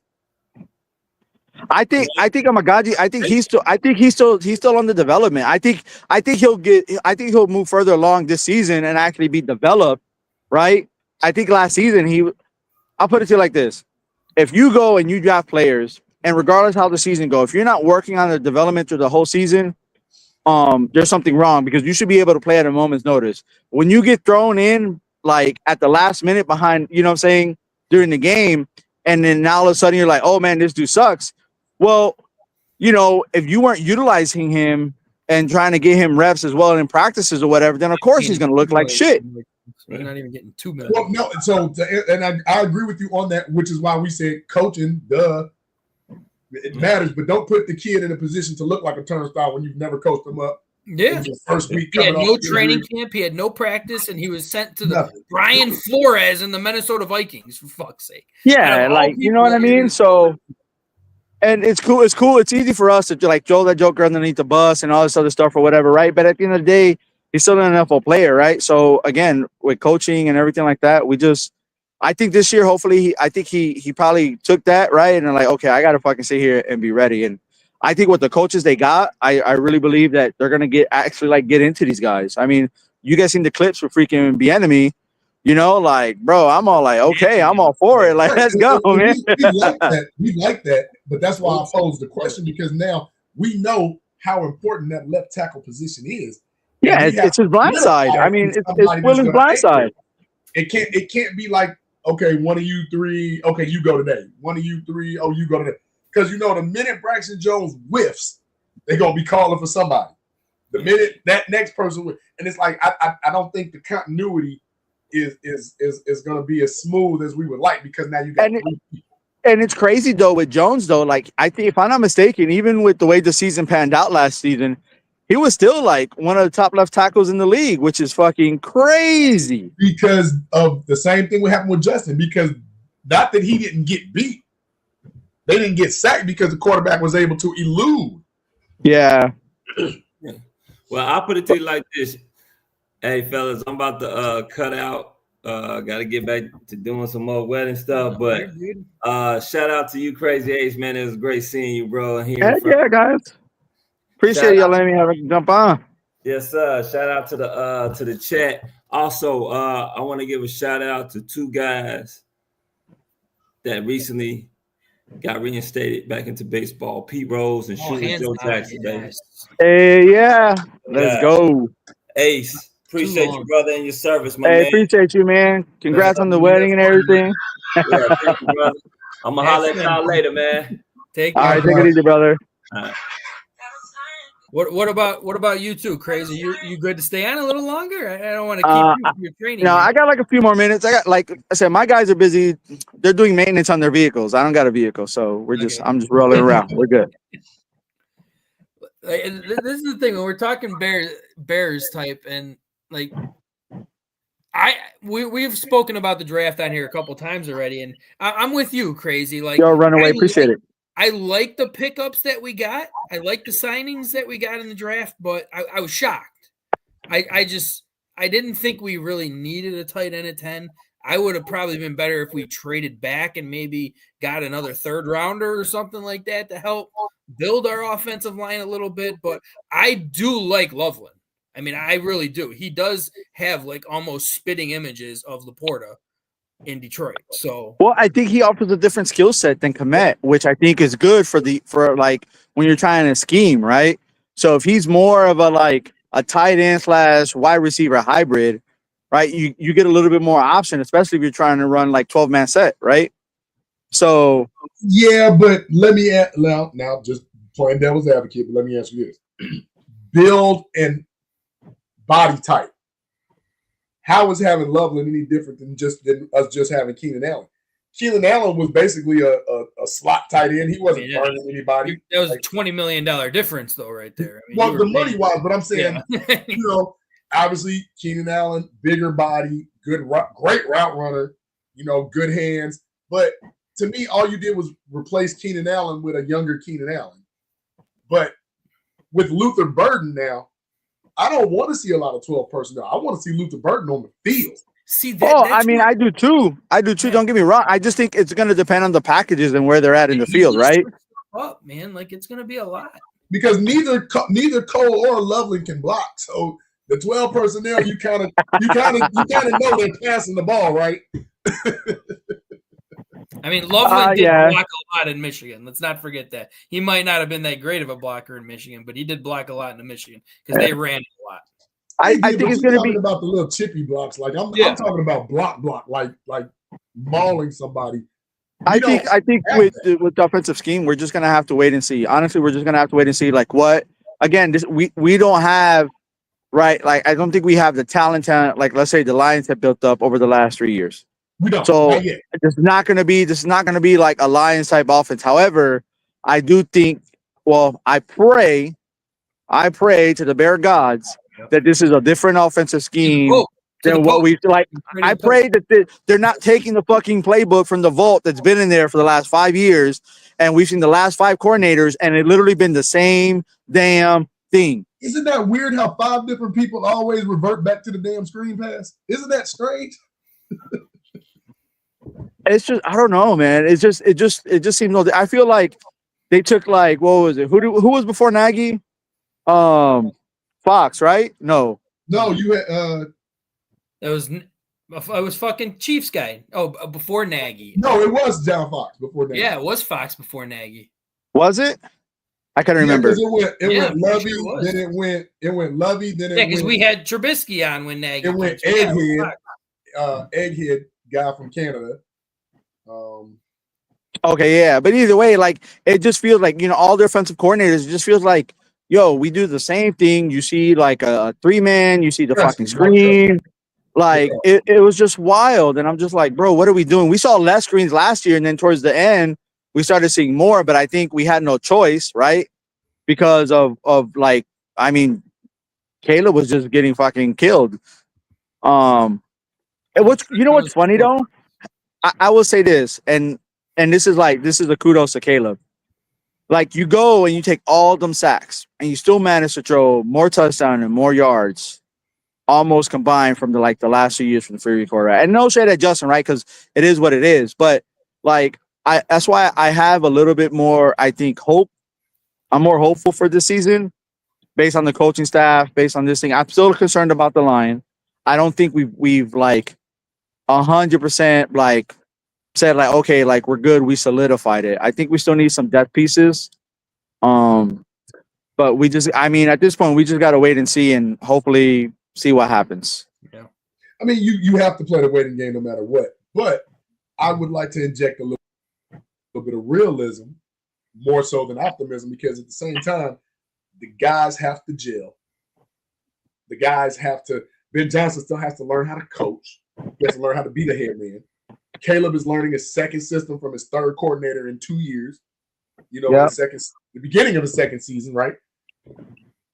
He's got to, still work through his own struggles and demons, from his bad habits. Like, it's not like, man, we got 899s on the team. Let's go win the Madden Bowl. This ain't that. Not yet.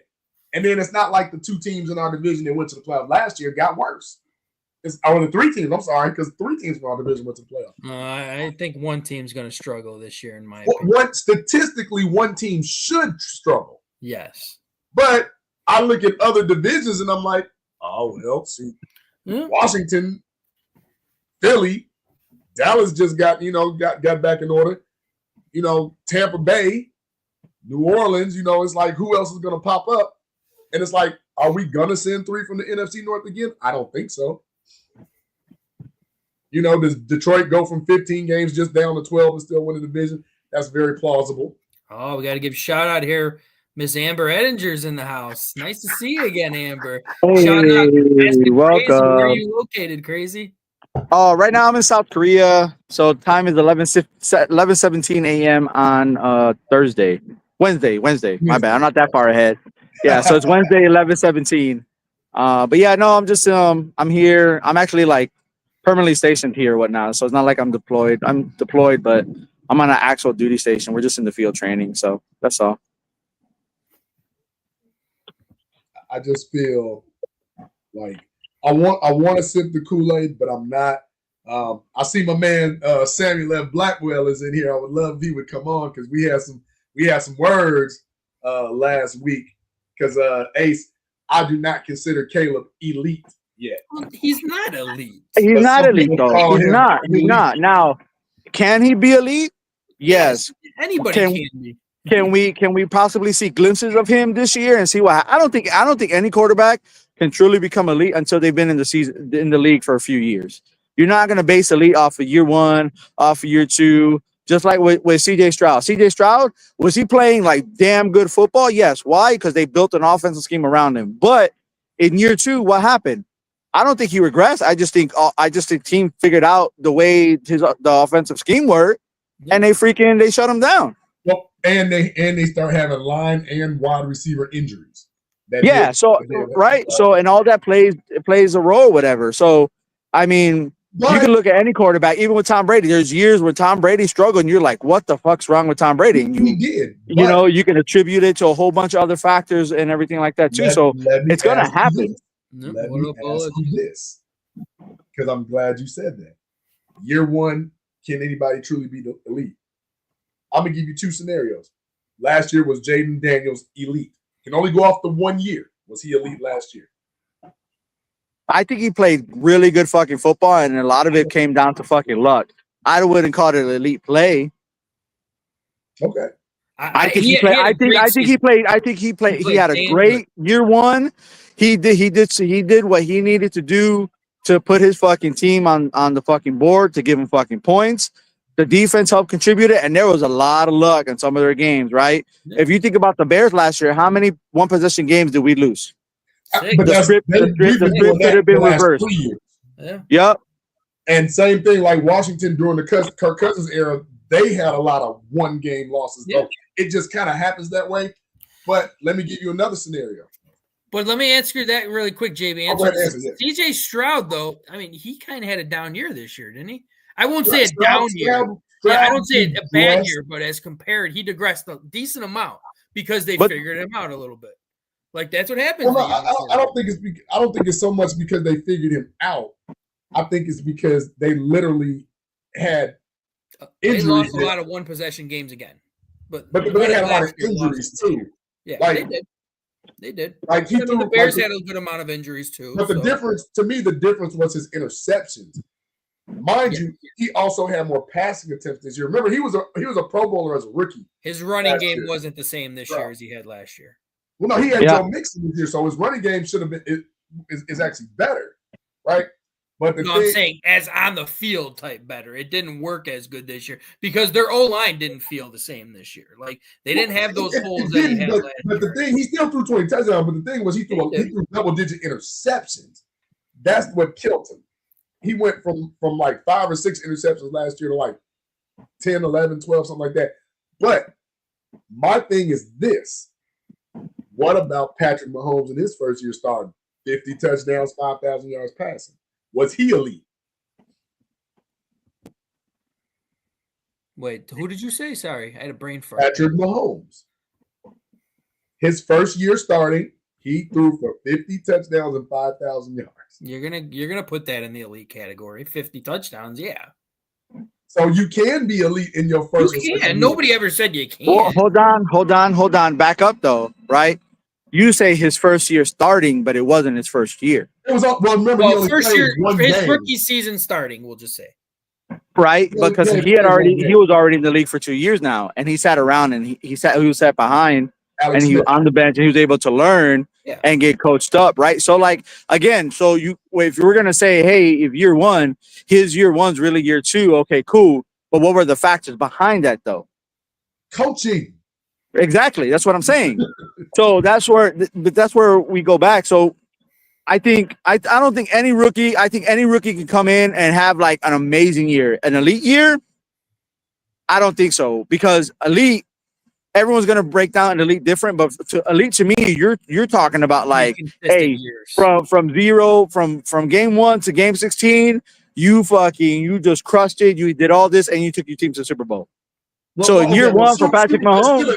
Now wait, it's still a team game now, so we have to temper the poll just took him to the Super Bowl, because I can tell you elite for me in a rookie season, you have to look at Justin Herbert, because he threw 31 touchdowns his rookie year, 4,300 yards and 30. Now his team he wasn't had a good, very good rookie year, but he was elite. You see what I'm saying? He personally was elite. Now, I'm not saying that Caleb didn't have a good year. Caleb had a very good year for a rookie. He did. But as we saw, sometimes that second year can be a little rough. All of them don't go through that. Some of them do.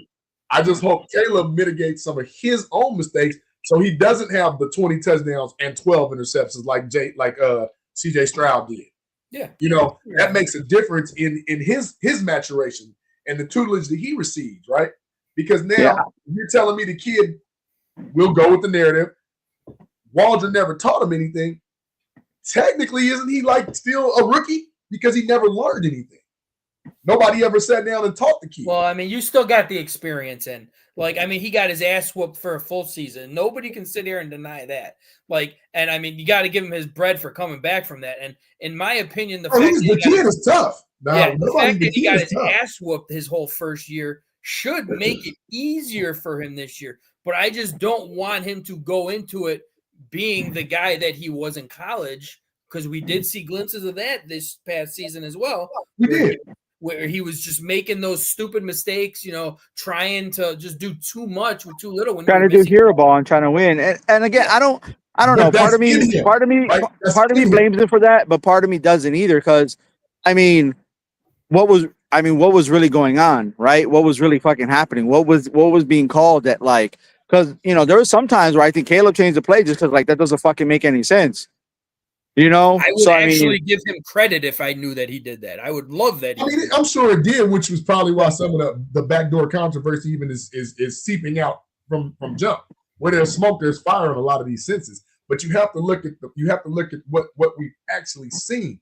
The kid was done, just like Justin was done, a disservice. 100%. Oh yeah, facts, 100%. There's no disagreeing with that. He's still this year in his second year. He still has to learn like he's a rookie because he didn't have anybody. Yeah. He didn't have anybody really coaching him worth anything to me, worth a damn. Thomas Brown, you a good try-hard story. Shane Waldron, maybe you can only teach veterans. I don't know. Matt Eberflush, Floozy, should have never had the job. So now you just putting you were in the working these kids into a tizzy to where now he's like, let me revert back to what I did at USC. I'm going to run around, use my athleticism, and somebody going to get over it. And we know in the NFL, that doesn't last long. Patrick Mahomes has that in his back pocket. He only uses it if he has to use it. And that's what I am absolutely happy if Caleb has that in his back pocket and uses it when he has to. But you got to be a controllable quarterback. Yeah, no, 100%. My bad. You got to be able to freaking. We'll see what happens, and we'll go from there. You know. But hey, guys, I gotta head out. I appreciate y'all. Always, freaking y'all guys have a good one. Yeah. I'll holler at y'all. Service, my man. You take care. All right, y'all. Take it easy. Later. That was an awesome treat right there. Having our guy crazy. It's the first time we've seen his face in a long time, which is awesome. Yes.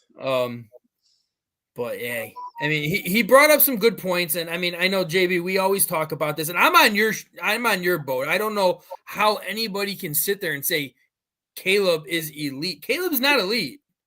Caleb had a good year. We hope he improves even more this year. Can he be elite? Yeah, he's got all the traits to be an elite quarterback, but he's not an elite quarterback. Stop calling him an elite quarterback. Not yet. Yeah, I mean, he's still got a lot to learn. And the key thing, last year, everybody was so excited by all the weapons that we gave him. But the first thing all of us said on this panel was like, you still haven't given him shit to protect him. He still has no offensive line to protect him. The weapons you gave him are useless when, again, you don't have an offensive coordinator who runs fucking slants, who doesn't run quick 1-2 hits. Like, it made no freaking sense. You did him an absolute disservice by not giving him offensive lines. And that's where we're going as far as what's his name from Washington? Jaden Daniels. How special he was his rookie year. You didn't go out and get him elite receivers or anything like that. You got him 3 really damn good offensive linemen. And he was able to sit back there and wait for develop and wait for his players to get open. We couldn't do that here. And this year, I feel like, and we can give the shout out to Poles, but I seriously think we got to give most of the shout outs to our new head coach, because I think that was the first thing he said when he came in here. It was like, you got to go get me 3 very damn good offensive linemen if you want this stuff to work. And in my opinion, he did. He did, but like it's no secret, like you have to have great trench play in the NFL. Like you just have to. And for Ryan Poles, like I said, we can harp on this all day. He just wasn't very good at drafting linemen or picking up free agent linemen. As we always like to say, he was picking up people who are too much like him. Too much like him, right? But the difference, like I was trying to explain, I think it was last week, the week before, why I say I still have to put a little bit more on Caleb, because Caleb's coach was Cliff Kingsbury. So he has had the privilege of being coached by an NFL coach who's had some type of success. You have to honor that. He has. But the difference is now when we say, okay, well, Jaden's numbers and Caleb's numbers were, pretty close. Well, one threw for 3,500 and the other threw for 3,500. The difference was one threw for 70% completion percentage too. Huge passing rate, especially in the deep ball. One threw over 48%. Well, we had one that was under, I think it was 18. He was, I want to say he was 22. Was it 22? Okay. But the other thing is, Jaden Daniels damn near had 1,000 yards rushing. Yeah. You know what I'm saying? So it's like, although 2 may look the same, they're not the same. No, they're 2 different quarterbacks. They're 2 different styles. Totally different quarterbacks. And the coaching, I have to give credit to Kingsbury. For those that like him and don't like him, that's on you. I always said Kingsbury is a good OC, a good coordinator. And he proved it. And he did prove it. He's definitely proved it this past season. He was given his shot as a head coach, and it didn't work. It just he had weapons too. Like, I mean, he had and he might get it again. Great. He will get another shot. Yeah, there's no question. He will get another shot. But now, here's the other the flip side of the same coin, right? Now with Ben Johnson, we should expect Caleb to take the next leap. But like you and I have always stated, going into the draft last year, although Caleb and Jaden Daniels both had NFL coaching, Jaden was just a little bit more pro ready. I agree. I said that from the get-go. He was going to be more pro-ready. I thought Caleb would be better in the long run, have a better NFL career than Jaden Daniels. But Jaden Daniels was going to be ready day one better than Caleb was going to be. No question about it. And Caleb still has to get to that point where he's learning, he's seeing. Because, there were rumors that came out that he really can't read. But that doesn't mean he can't learn to read. Yeah. And, Caleb has a great work ethic. I mean, from what I'm hearing from everybody, he is always the first one there, regardless on that crazy fucking statement that we had on our great guest last week, who told us after week 10 that they did not have mandatory workouts. They stopped working out. Have to work in practices. Like, when I heard that shit, I was like, are you fucking with me? Like, are you serious right now? And I actually... These clowns get to run an NFL franchise. I've had some contacts that I've asked to, and they agreed that is 100% true. I was like, oh my God. But everyone did tell me Caleb was always in there studying, was always in there working out, was always the first one, last one type guy. So great work ethic. But he never had somebody in there actually watching film with him. Which that I didn't understand, because you do have veteran receivers. I'd like to see DJ Moore sitting down in there with him, or a Keenan Allen sitting down. Even a Rome, who's a rookie, sit in there and watch with him and everything. But see, I question that, because it's one of 2 things. That's damage control to take some of the negativity off of Caleb, because maybe Waldron, as bad as he was with us, maybe that's the way to say, oh, it's not Caleb. Caleb is fine. It was Waldron. He didn't do what he was supposed to do. That way you take some of it off the kid, right? Yeah. Or it could be a mix because what you just said, Frank, was very telling. Why weren't any of the veteran players or even other players watching film with him? Is he kind of standoffish? Is the locker room? Because I'm going to be honest with you. Body language tells more of a story than the words ever will. And DJ Moore don't like Buddy. And we didn't have a veteran quarterback who could sit in there with him either. Like, I mean, we did get one this year. Kudos. I mean, I'm happy with the backup quarterback that we got this year. He wasn't the greatest. I mean, he's a good we don't expect him to play. We just expect him to help coach. Exactly. And that's all it's about. And I mean, when it's all said and done, like, I mean, I know that he's in there watching film, but if he's watching film, it's just like me watching any given Sunday. Shit, I can watch and look at some good freaking movies, but it doesn't mean a damn thing. But I mean, you said something that was very telling as well. When you brought up Shane Waldron maybe he can only coach veterans. Like, when we signed Shane Waldron, the first thing I said was like, all right, we're keeping Justin Fields because why would he come here to work with a rookie quarterback? You would want to work with somebody who's at least been in the league for a while, that you know who you can work with, who has studied film, who has done this, and you didn't. And I think that's a huge tell right there. He shouldn't be coaching young quarterbacks. Hey Keith, I want to ask you a question because what you just see what Keith just put up, right? Yeah. So if Justin, I love Keith, but he hates Justin. We know that. But Daniels is 2 point. Jaden Daniels damn near won the MVP. Like, what are we talking about? Like, he was up for MVP votes as a rookie. That's cool. So, but I mean, when it's all said and done, I will say this on Keith's behalf is like Justin Fields was never getting an offensive line either.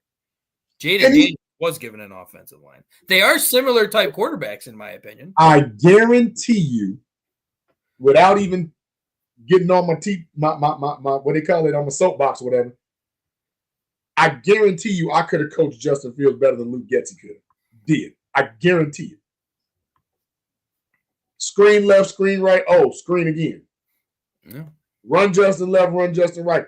Oh, guess what? He is one of the top quarterbacks in deep ball accuracy and passing. He was one of the best, yeah. But you don't let him throw the ball. Because, I mean, at the same time, we didn't have an offensive line to actually give him time to throw the ball deep. Like, this is the one thing, and this is everybody on our panel, we were fans of Justin Fields. All right, we thought that pretty much the Bears ruined him. All right, he went and had a very good season with the Pittsburgh Steelers until he was pulled because ownership said that they wanted to start Russ. And now he got a starting job in New York, so he's given another shot. So we'll see. But this is the thing I will say with Justin. He needs to protect the ball in the fourth quarters. That was his biggest tell in a Chicago Bears uniform. He fumbled it and made too many mistakes in the fourth quarter. And that's what I'm saying. That is definitely coachable. But you also have a kid coming out and saying, the way that this guy is coaching me is making me second guess what I normally used to do naturally. Oh, Justin, you can't say that. You got to take that back. He's literally coming out and be like, hey, y'all are getting on me, but look at what I did at Ohio State. This is not me. I don't feel like myself right now. True enough, look what happened. So when you go to Pittsburgh and Arthur Smith, if anybody knows football, Arthur Smith isn't throwing the ball all over the yard. Ryan Tannehill wasn't throwing for 5,000 yards and 50 touchdowns. That's just not an Arthur Smith offense. But Justin was efficient. He was, and he was winning games. Come the end of the year, Justin, guess what? Pittsburgh came out and was like, oh, no, we let Russ go because we wanted to resign Justin. Justin was like, after the way you did to me, nope, I'm out of here. And now he's with Aaron Glenn. They got a left tackle in Mimbu. They got Garrett Wilson, who he played with. Watch for Justin to be like, that's the quarterback we thought we was going to have. We'll see. But, I mean, this isn't a Justin Fields show, not a New York Jets show. So, I'm still never going to – I'm not going to root against Justin. I mean, I think he still can be a very good quarterback. But as far as, like, Caleb Williams goes, and, I mean, we said it numerous times, I mean, he's still got a decent amount to learn. And this year, last year, I did not feel like everyone's just like, oh my God, we gave him so much weapons. He's going to put up 4,000 yards easily. No question about it. And I'm like, sitting there, I was like, guys, he still has no offensive line. He struggled when he didn't have protection at USC with no offensive line. Like, I mean, it's going to be a little while until we see something from him. He did show glimpses where he looked really good. But he finished the season very good. Like, he got better from week 1 to the end of the year. He did very, very well. No question about that. But this year, I mean, you got him 3 very good offensive linemen, which should open up your running game as well, which should open up your protection for Caleb Williams.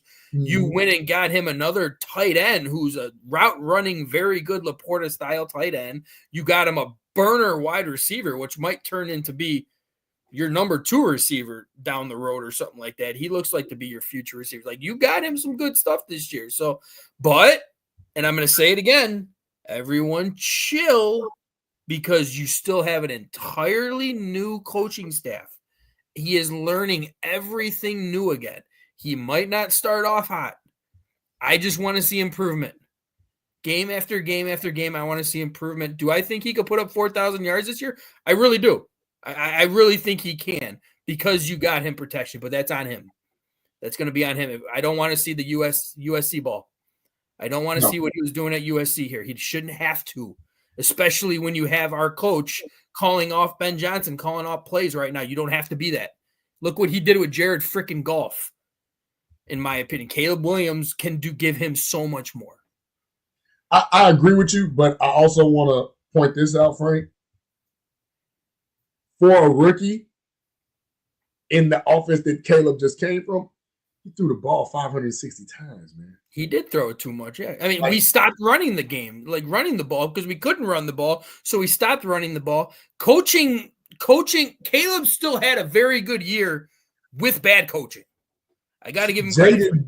Caleb threw the ball almost 100 more times than Jaden Daniels did. Yeah, and it was still 3,500 pretty much yards passing. So imagine what Jaden would have done if he had threw 100 more times. You know what I'm saying? But let's get the running game. Let's play Ben Johnson style football if we can, because I love his balance. And let's see, if we win 8 or 9 games, consider that a successful season, y'all. Don't think we're about to go 15-2. It's not about that. I mean, if it happens, great. I would love it. Nobody's saying we don't want it to happen. We're just got to be realist on this one, because last year we had the second weakest schedule in the NFL. This year we are, I think it's top 5 as far as the most difficult schedule in the NFL. That's gonna make a huge difference, guys. I mean, I do feel we got the coaching. I do feel they're gonna make the right decisions if we stay within those one possession games. It should help us a lot more this year. I think we're going to be better. We will have more wins. Hey, we might even flirt with a wild card entry. We might flirt with that. I don't think we're winning the division. I know Detroit lost their Ben Johnson and lost a good amount of people. They still have way too much talent to not get first place again. I think over the next few years that might dimble down a little bit, but I mean, they might, because I think they're one of the few teams that actually has spread their money around pretty good. Yeah. So that team is probably going to be that team for a little bit longer than we expected. But at the same time, like I was telling Fowler and you guys last week, the guy that they have at offensive coordinator, John Morton, he's not a first timer. He's not just some dude that has not been proven, including on the college ranks and stuff. He's worked with the Jets. He's worked with Sean Payton. He's worked with John Gruden. Like, this is not just somebody that's going to come in here and all of a sudden the Lions are going to be bad. Yeah. You know what I'm saying? It's not like that. I do think Jared Goff is not going to have as productive as a year. I think that's going to make a huge difference. He might not, but then again, they still got running back. But he's still a veteran. Like, yeah. He might. Yeah. He might. And I mean, you still got a Gibbs and Montgomery punch right there. You still got those offensive linemen, at least most of them. I think they only really lost one. Which he went to can't remember where he went either. All I know is he is not there, and I think he was their guard. If one of their guards, I'm wondering, did he go to the Chargers or the Chargers or the Seahawks, maybe? But the one that we wanted, it might be the Seahawks. But again, we just have to find out.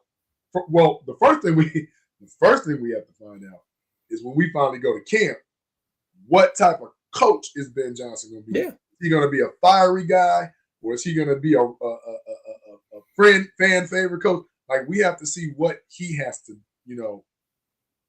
bring to the table as far as his philosophy and his demeanor. We know Eric Bieniemy is going to coach hard. Well, that's where I was going to go with this. Ben Johnson, I mean, he can be more of a chilled style coach. You got the coaches around you who could be more like those energy, getting in the face, because we've already been seeing that from our wide receiver coach. Well, Randall is, to me, he's the next guy. to be I love OC or and we already know Bieniemy's history, right? My thing is with Dennis Allen, if you can have a defense that can complement the offense and help you out. Oh my God, that'd be beautiful. That wouldn't it though? When was the last time we had that? I don't know. God. 85 Bears? No, it might have been the Super Bowl season because remember, I still don't think it was the Super Bowl season. I mean, we had a balanced offense. I want better than we had a balanced offense that was pretty productive for the first. And then we had special teams and defense that pretty much took it there home. You go. There like you go. I mean, we had a very good run game. Rex Grossman was Rex Grossman, but when he didn't make the mistakes, we looked good. Like I mean. So, I mean, I don't want balance anymore because balanced, I feel like, isn't winning you a lot of games anymore. You need more than a balanced offense. You need to be a good offense. If you can get this offense, we'll just say in a top 15, and then you put your defense in a top 10, I'm not mad at that. I mean, I want better than a top 15 offense, but I'm just saying for your first year starting off, if your offense goes from 28 to 15, I'll take it. Big. That's a huge, huge improvement. Sign me up now. Absolutely. I mean, would I want better? Yes, but I'm not expecting top 10 in your first year. I really don't. You might be able to finish the second half of the season in top 10 as far as just the second half of the season, but you're going to get your growing pains in there. We're playing against, my God. Do we have the, not the schedule, but do we have the home and away against some of the teams we're playing? We're playing against top defense. We're not playing against the little sisters of the poor, guys. You know, it's not like we're playing the Jacksonville Jaguars 6 times this year. We're not doing it. It doesn't look like we have it on here anymore. We'll have to get it on here next week. We have to see. To answer your question, Keith, Dan Campbell was on the hot seat. That's the answer. And I'm not saying that Ben isn't a wonder guy. He was on the hot seat. Yeah, he wasn't. He was like, and I know they were rebuilding, so they gave him time. But until Ben Johnson get there, that's when Detroit started going to the next level. Right, and that's what I'm saying. Like, but again, coordinator. We saw Matt Nagy as a top coordinator get to a head coach position. Awful. Not that great. We saw Matt Eberflus as a top coordinator get to the head coach position. Not that great. But we have to wait. We can't just go ahead and say Ben Johnson is going to be the next Mike Alvin or whatever. About that. We can't just sit up here and say that. The big difference, though, like, and this is where you brought up Matt Nagy as well. Matt Nagy looked pretty good his first year. Why did he look good his first year? Because you had Vic Fangio, a veteran-style DC who helped put him in line. And I feel like Ben Johnson has that in line with him right now. And it's not like a Vic Fangio who is going to be a one-and-done type guy. These people are signed on for 3-4 years. So, we've been coordinators for a while. And the one thing for me, Ryan Poles, to me, took a step back. Because if you look at the 3 years prior, these are not what Ryan Poles picks usually look like. This is a combination. That's what I said in the beginning of the show. I mean, Ben Johnson winning Poles' year was just like, listen, they paid me $12 million a year to come here to coach this team. You're going to put the freaking players that I need in there. Like, there is no way Poles was drafting a tight end at 10. No freaking absolutely not that he was drafting a tight end at 10. Like, absolutely not. No. And that's what I'm saying. Like, it looks different. Yes, Illinois Jones, I did want Eric Bieniemy to be a head coach because anytime Andy Reid passed the torch and be like, oh, no, he got it. In Andy Reid, we trust. Look what he did with all them Eagles teams. Although they didn't win the Super Bowl, they was always in the NFC Championship game. Donovan McNabb, Hall of Famer, probably to be with the Eagles. And then look what he did with the Chiefs. Eric Bieniemy came in, literally took over after Nagy went and was coaching, and Andy Reid was like, no, he got it. He coaching the plays. I'll come in and do this every now and again. That is going to be huge in support for Ben Johnson. Oh, 100%. Yeah, 100% with that. And I mean, I was never on board with I do feel Bieniemy should get a shot eventually as a head coach, but at the same time, I think Matt Nagy killed that for Bieniemy to get a job because, I mean, it's Andy Reid's team. Andy Reid runs that entire team. These people that they bring in are they're pawns, they're puppets. But Bieniemy had a voice. Bieniemy had something about him where people respected the shit out of him. And he didn't play. Yeah. And the difference between him and Matt Nagy, they liked Matt Nagy. All right. They respected the shit out of Bieniemy. And I'll take respect the shit out of on this team right now as far as just being under Ben Johnson to help him out. Like, I'm more than happy with that. I'll take it. I mean, we still have to see, but I mean, I'm looking at what Keith and Illinois are saying in the chat. There's a difference between somebody saying this guy got it and has proven it. He's telling you, no, he's making the calls. It's a difference when Patrick Mahomes is coming out and saying, no, Eric B is making the calls. Like, he's great. What are y'all doing to him? That matters. Yeah, it does. As opposed to Matt Nagy coming in and getting the job saying, oh, he's an Andy Reid understudy. He calls plays sometimes. That's not the same. It's not the same. But when you're in that head coaching position, no matter what your history or your journey was to get there, you still have to learn to be a head coach. It takes time. I still think Campbell is calling plays, in my opinion. I mean, I still think that's going to happen. I know he's saying that he doesn't think it will happen, but I think it's going to happen. You can tell the plays he called because he's doing the stupid field goals and stuff that they could have went to the Super Bowl, and you can tell, stuff like that. But again, we have to look at Ben Johnson for what Ben Johnson is here. We know what Ben Johnson was in Detroit. We don't know what Ben Johnson is here as a head coach yet.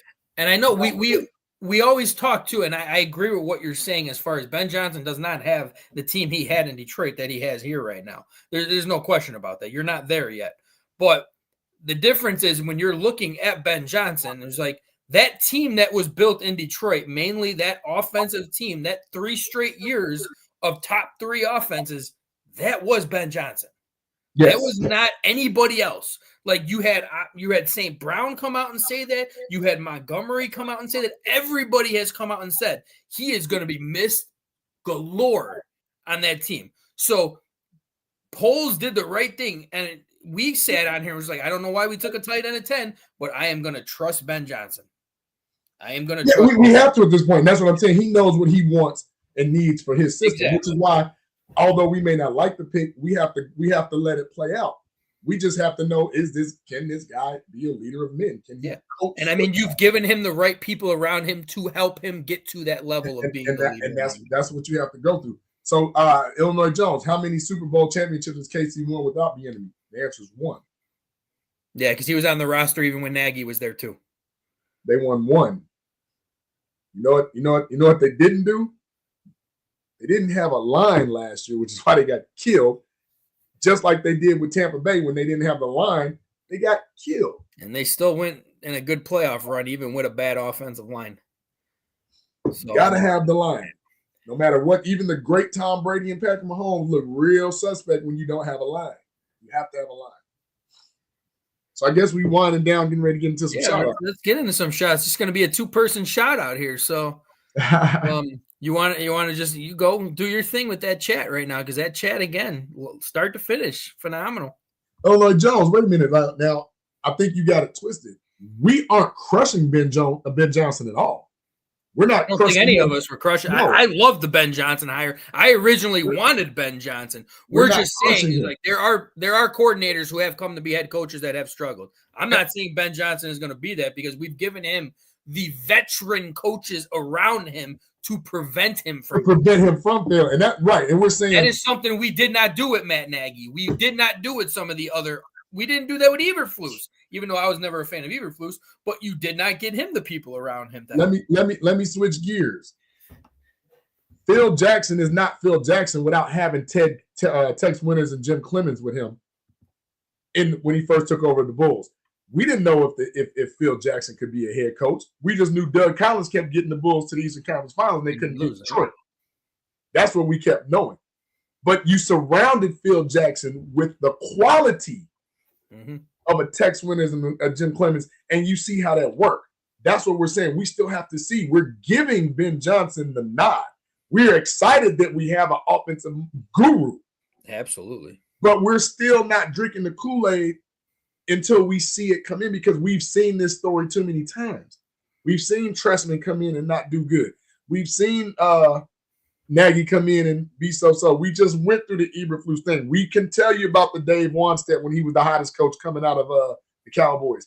We've seen these stories before. We just hope it has a different ending now. Yeah, I hear you. All right, let's get into those shout-outs. Let's hit them. Oh, yeah, let me scroll all the way to the top because, you know, tip top. We love it when the chats come in. And it was pretty deep. A lot of banter here. Starting off, and shout out to you, Frank, for bringing in some of that NBA talk. That was to me, I think that was really, really needed. We got a lot of NBA fans here, and we just know the Bulls are about to wet the bed again. God help us. Yes, that they are. They are. It's just so hard to be a fan of them right now. But starting off often and early, Dan Tanner was in here. Dan Tanner was doing his thing. Jay Grizz, Leah had came in. Don Burr had stopped in early. Darrell, Gangsta Love, he's like, dude, the Bulls are not going to get him or whatever Darrell was saying. He's a Bulls fan. Okay. Illinois Jones, who was definitely in often. I said Jay Grizz. Kamish did come in. Kamish had something to do. We appreciate that for taking time out of his son's band recital. Band concert. I don't think you have a band recital. It was concert, yeah. Concert. So we thank him for taking the time. Hey, shout out to Crazy Ace, though, out there protecting our borders and hopefully shooting down some tariffs. I know that's not a thing. I wish we can shoot down those tariffs right now. At least get them signed. Hey, those pesky tariffs. Yeah. Lorenzo Clemens chimed in, too, with the fire of Billy Donovan. Jerry is a joke. Nope. Lorenzo said number 12 is like kissing your ugly cousin. Wow. Wow. You could have said at least a better looking cousin. I don't know about an ugly one, but 15 might be an ugly one. 12 is. Just no. just 12 is nothing. Lorenzo, DD 214 for life, Vietnam vet. Thank you for your service as well, Lorenzo. We appreciate and love. Yeah, Illinois and Dan was going at it for a long time. Dante Purify, thank you for chiming in. Bear down, brother. Let's see. Kurt came in. Crazy. Illinois. Thank you, Logan, for chiming in, man. How'd the baseball game go? It went good, man. He got the game ball. Oh, okay. He started off the game, pitched the first 2 innings because at that age they're only allowed to pitch 2 innings. Pitched 2 scoreless innings to start off the game versus one of the best hitting teams. Okay, Logan. He's turning into be a big pitcher for them or for the team right now. Does he like it? He loves pitching. Okay. Yeah, he loves pitching. Keep at it. TTNL Runaway. Love when that brother comes on. Thank you. Samuel F. Blackwell, affectionately known as Black Sam. Bears down. Friend of the family of the family, Amber Edinger. Thank you for chiming in and happy Mother's Day to you again. She is family. See you soon. And my man Bullets, my brother from another, giving that West Coast, that Cali love. We appreciate them checking in. Let's see. Amber and my mom was having some good conversation back and forth. Keith Sperry is my bro. I love him. I love Keith, but Keith, sometimes, man, all I do is I just give the facts right down the middle. My bias is not for one or the other. If what's good for the goose is good for the gander, we got to talk about it. We have to be right down the middle. We have to be, open-minded, not necessarily our bias, but the biggest thing that we have to do, we got to get some wins. We need the Bears to beat something. Oh, there she is. The Sparty one. Sparty on. Oh, we have 2 Spartans on the team, by the way, because we got the kicker, too. We did, yeah. Go green, go white. Make the team, but we'll see. Yeah, Spartan dog right here. Love it. Yep, Keith in Illinois, keep going. This was a pretty like a close knit forum. I loved it. A lot of time. We got a lot of guys that were. Yes, Bullets. Yes, same thing when Phil took over for Dale Harris. You're absolutely correct. And again, we're saying the same thing. Like we got to give the kid a chance. We have to. I will say this, shout out to you, Frank, for holding it down and doing a great job with the hosting duties. Shout out to Foulmouth C for coming in, getting ready to get hitched, tie that knot, ball and chain, all that other good stuff. I love Mark Burley. Illinois Jones, you on fire tonight. I love Mark Burley. His soft tossing number 56 wearing self couldn't be, and he was a quick pitch count too. Oh my God, he would have shined in this short pitch count type stuff. Yes, I always loved going to games when he pitched because that baseball game was over under 2.5 hours. Every single game he pitched, never went over 2.5 hours. It was such a beautiful game. Yes. Shout out to you guys. I'm gonna say this again. Feel how you feel. Shout out to the family of Pete Rose. Shout out to Pete Rose in heaven.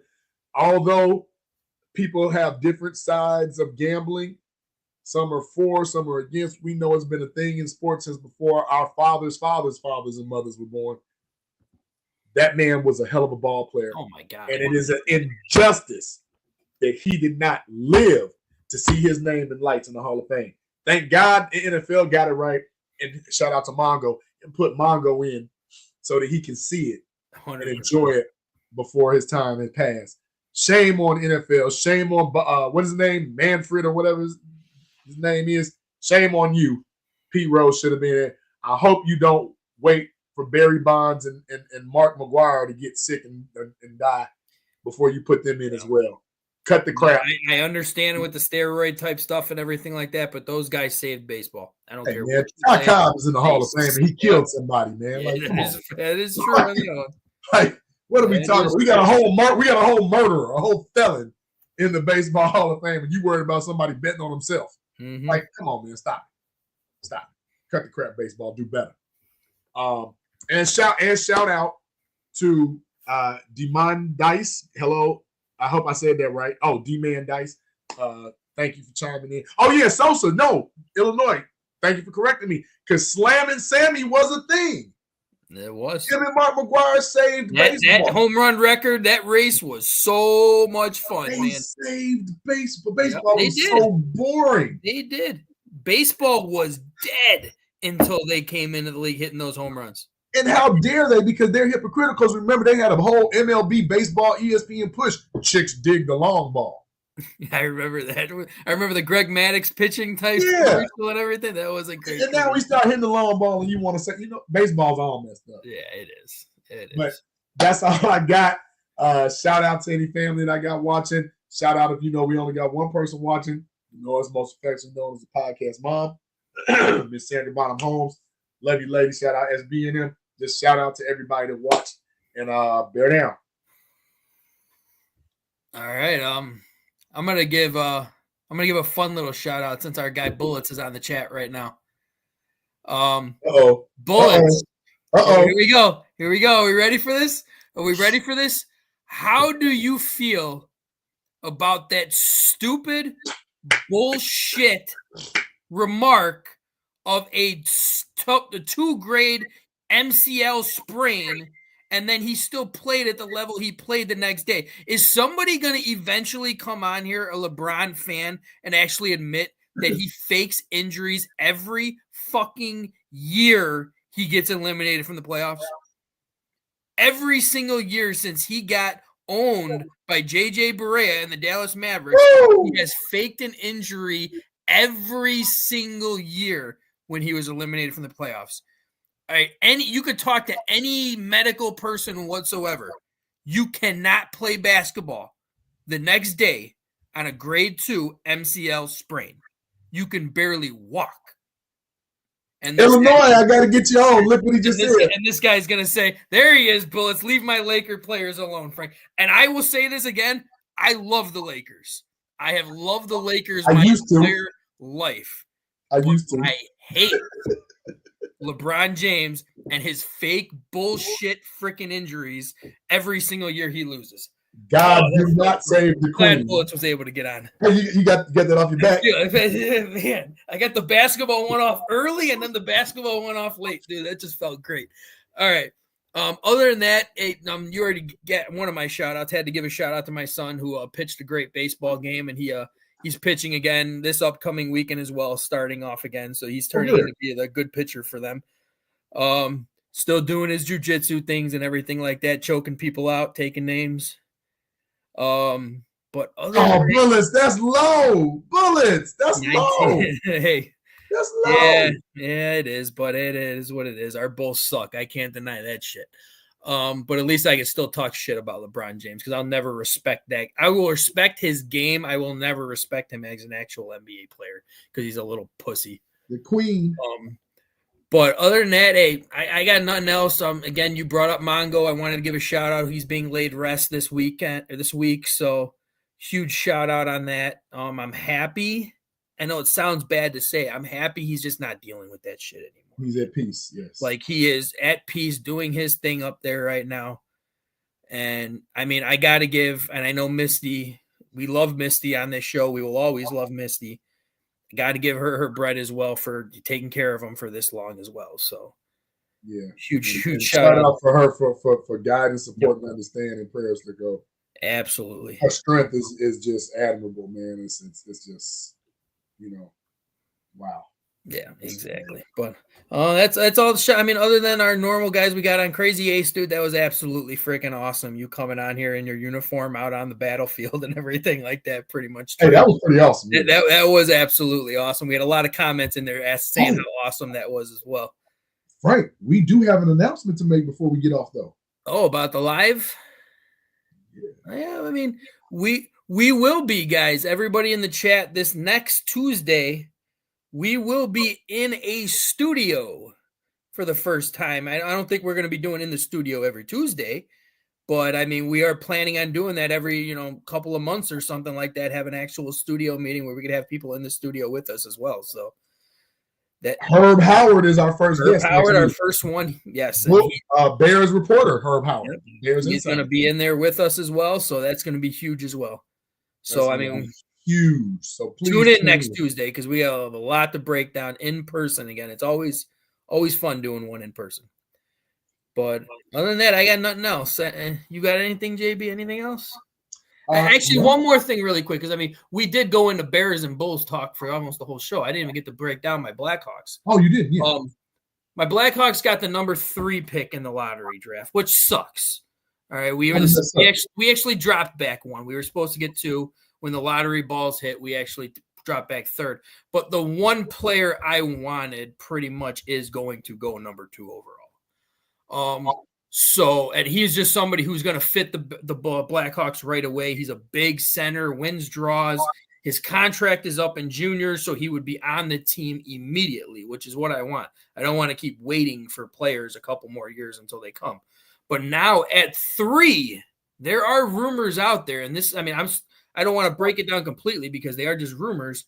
They might be trading that number 3. I was just about to ask you, could you trade that pick for a veteran player? There are a lot of teams out there that are looking to actually trade possibly I would say close to a superstar veteran type player to get that number 3 pick overall. And that is something that this team is desperately in need of to help Connor Bedard. And the first name that's getting brought up is those lovely, I wish Don Burr was on there, Detroit Red Wings might be in the line of trading their star captain, Larkin, who was on the Team USA team as well. And there are rumors that they'd be interested in trading that for the number 3 pick, and that would be an absolute fucking yes for me. Okay. Absolutely. I was just hoping he's only 28 years old. He's in his prime right now, 28 years old. He's putting up 35, 40-goal seasons. So something that this team is desperately – I know Patrick Kane might not be that happy because he's on Detroit, but we'll see when it comes down to that. But still more – I still want to break in a little bit and find a little bit more draft picks for the Blackhawks, see who's available. But I don't know much about hockey, but I know whenever I watch the Golden Knights, they seem to be pretty exciting. The Las Vegas Golden Knights. They are very good. Any chance of getting one of those guys? Of the Golden Knights – because aren't they a group of cast-offs from other teams? No, Golden Knights have been a team now for 7-8 years now, so they've been around a while now. So they're not really cast-offs anymore. Okay. The Seattle Krakens are the new expansion team. They're kind of the cast-off type players. Yeah, because the Golden Knights won like a Stanley Cup in like their 3rd season. Right? That season, the hockey made a big freaking mistake when they brought Vegas Golden Knights in. The way that they set up that team, those weren't cast-offs.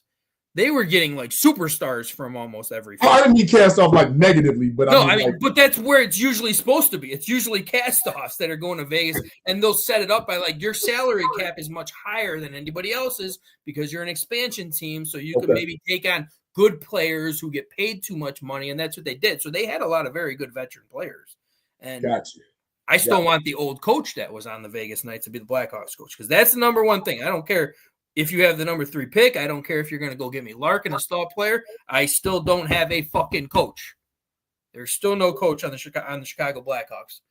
And flipping it around, some people might not be happy, but Joe Quenneville. Back in the league. Congratulations, my man. You are back as the head coach of the Anaheim Ducks. Coach Q. I hope good things from you. The first thing he did in his press conference, he said, I know I fucked up and I made a mistake. Mm-hmm. All right, I'm happy the NHL is giving me another chance. Like, it's nice to have somebody own up to their shit, a la LeBron James, who still doesn't own up for his fucking shit. But hey, Bullis, that's 3. That's a whole different story. I know, but that is all I got now. So, woo! Oh, yeah, that was good. That was a good finish. So, I mean, we'll close it off with our lovely. You got to decide whether you're a wolf or a sheep. That's actually very nice. That should be Kevin Warren talking to Ben Johnson right now. Are you a wolf or are you a sheep? That'll be the great question right there. Other than that, hey, chat was lit start to finish. We had a lot of people on that I saw who did not comment, which is fine. We officially call those people, well, some people call you guys lurkers, but since it's me and GB on, we call it something else. L for love. Good times. It's all love in here, whether you want to comment or not, man. We're just happy you guys are watching us. Thank you. With that, let's close her out. This has been a Chicago Clubhouse Network production.